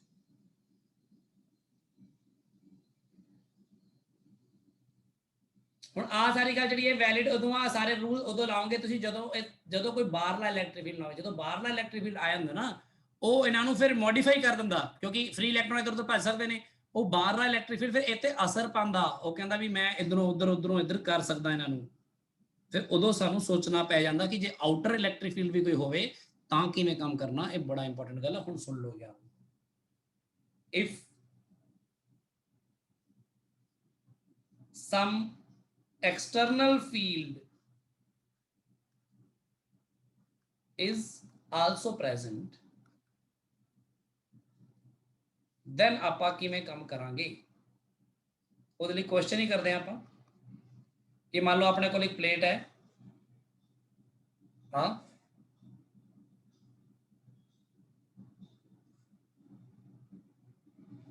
ਆ ਦੂਜੀ ਪਲੇਟ ਹੈ,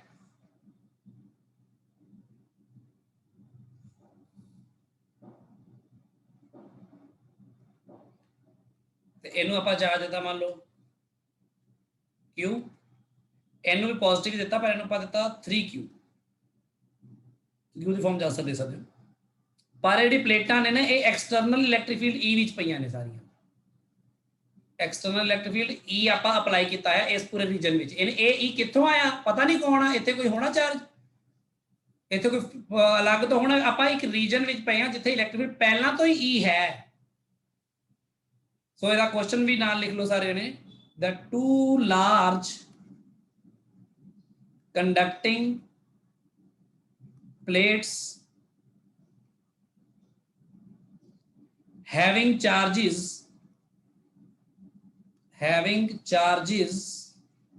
Q and 3Q are placed, ਹੁਣ ਦੇਖੋ ਇਹਨਾਂ ਨੂੰ ਆਪਾਂ are placed in a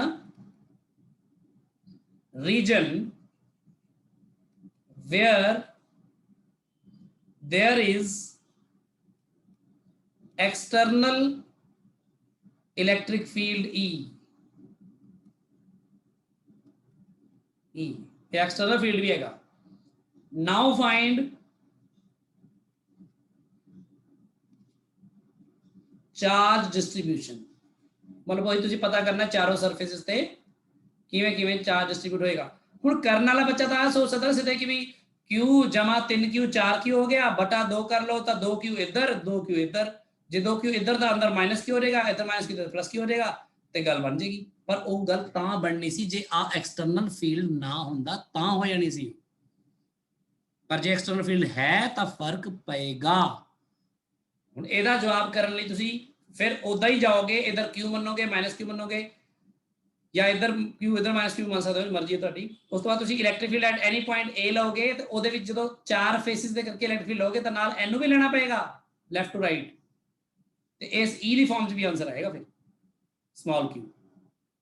ਸਾਰੇ ਜਣੇ ਸੋਲਵ ਕਰੋ ਇਹਨੂੰ, ਸਾਰੇ ਜਣੇ ਸੋਲਵ ਕਰੋ ਹੁਣੇ।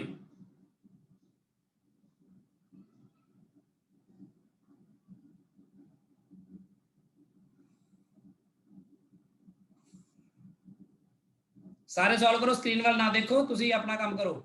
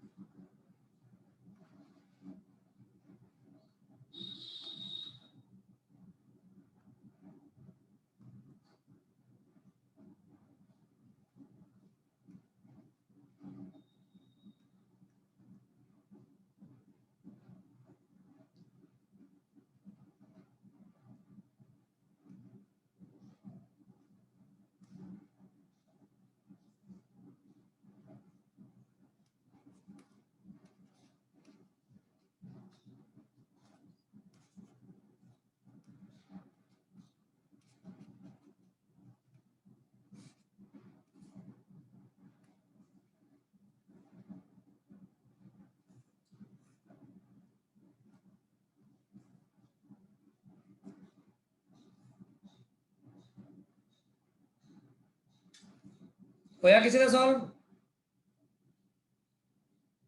Q ਦੀ ਵੈਲਿਊ ਕਿੰਨੀ ਆਈ ਦੱਸੋ, ਇੱਧਰ ਇੰਟਰਫੇਸ ਤੇ ਕਿੰਨਾ ਆਇਆ ਇਹੀ ਦੱਸ ਦਿਓ ਮੈਨੂੰ।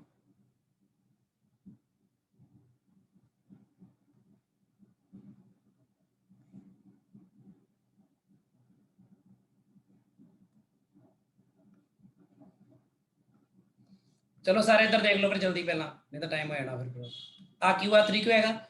ਇੱਥੇ ਕੀ ਆ, ਇੱਥੇ ਐਕਸਟਰਨਲ ਫੀਲਡ ਵੀ ਹੈਗਾ ਆ, ਇੱਥੇ ਇੱਕ ਐਕਸਟਰਨਲ ਫੀਲਡ ਵੀ ਹੈਗਾ ਆ E, ਜਿਹੜਾ ਕਿ ਪਿਛਲੇ ਕੇਸ 'ਚ ਨਹੀਂ ਸੀਗਾ, ਇਹਦੇ ਅੰਦਰ ਵੀ ਹੈਗਾ। ਮੈਂ ਗੰਦ ਨਹੀਂ ਪਾਣਾ ਚਾਹੁੰਦਾ ਇਸ ਲਈ ਅੰਦਰ ਨਹੀਂ ਦਿਖਾ ਰਿਹਾ, ਇੱਥੇ ਵੀ ਹੈਗੀ ਨਹੀਂ ਸਮਝ ਲਓ। ਇਹ ਫੀਲਡ ਹੈਗਾ E,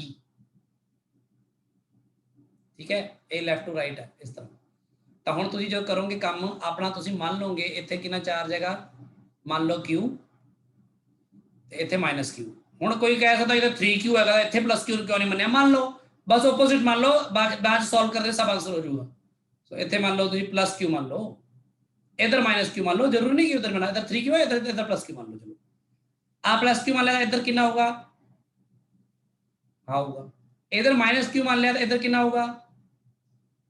+Q, Q +Q। हमने देख लिया बराबर करके, एक Q आना चाहिए बस, ठीक है। तो ये पॉजिटिव ने मैग्नीट्यूड ही ने इधर मैग्नीट्यूड Q लोगे, कल इधर Q लोगे। हुण जो तुसीं कोई पॉइंट A लओगे ना, A पॉइंट के उपर जो तुसीं आ सरफेस ने 1 2 3 4 फील्ड लोगे A पॉइंट के उपर, तो उन्होंने किवें लिखोगे? इलैक्ट्रिक फील्ड एट A नु की लिखोगे? Q + Q by A * 2 epsilon naught. इत्थे A तुसीं जानदे हो एरिया ले रहे मैं, फिर -Q दे करके इधर फील्ड होएगा, इधर का राइट लेफ्ट टू राइट ही होएगा। फिर इधर आप लिखांगे प्लस, हुण ओ लिखांगे Q by A * 2 epsilon naught, इधर करके होएगा राइट टू लेफ्ट, तो ये माइनस होएगा। हुण Q इहदा कैंसल ही होना हुंदा विचकार लिए दो टर्म्स इस तरह आएगा।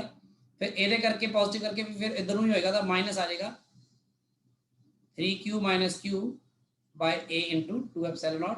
इत्थे गल खत्म नहीं होएगी, बल्कि आ बाहरला इलैक्ट्रिक फील्ड भी आएगा लेफ्ट टू राइट, तो +E लिखना पड़ेगा = 0।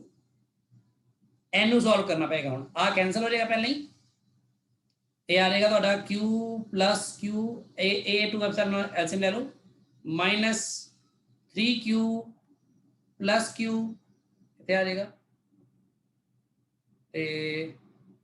+E * 2A एप्सिलॉन नॉट = 0 आ जाएगा। तो इतना थोड़ी Q आ जाएगी 2Q, तो ये आ जाएगा -2Q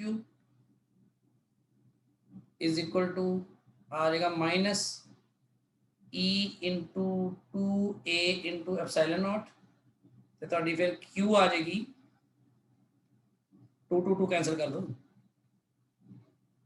2 आ जाएगी थोड़ी Q - E * A * epsilon not आ जाएगा।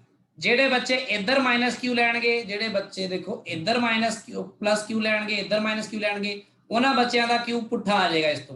सो तुसीं मैग्नीट्यूड वाइज देख सकते हो, आंसर तुहानूं कोई एक गिवन होएगा वो तुसीं देख सकते हो, फिर उन्हां दा आंसर ये आ जाएगा जेडे बच्चे इस तरह लैके चलेंगे। सो मर्जी है, बाकी गल पता लग जाएगी हुण सारिआं नूं। Yes sir. Yes sir.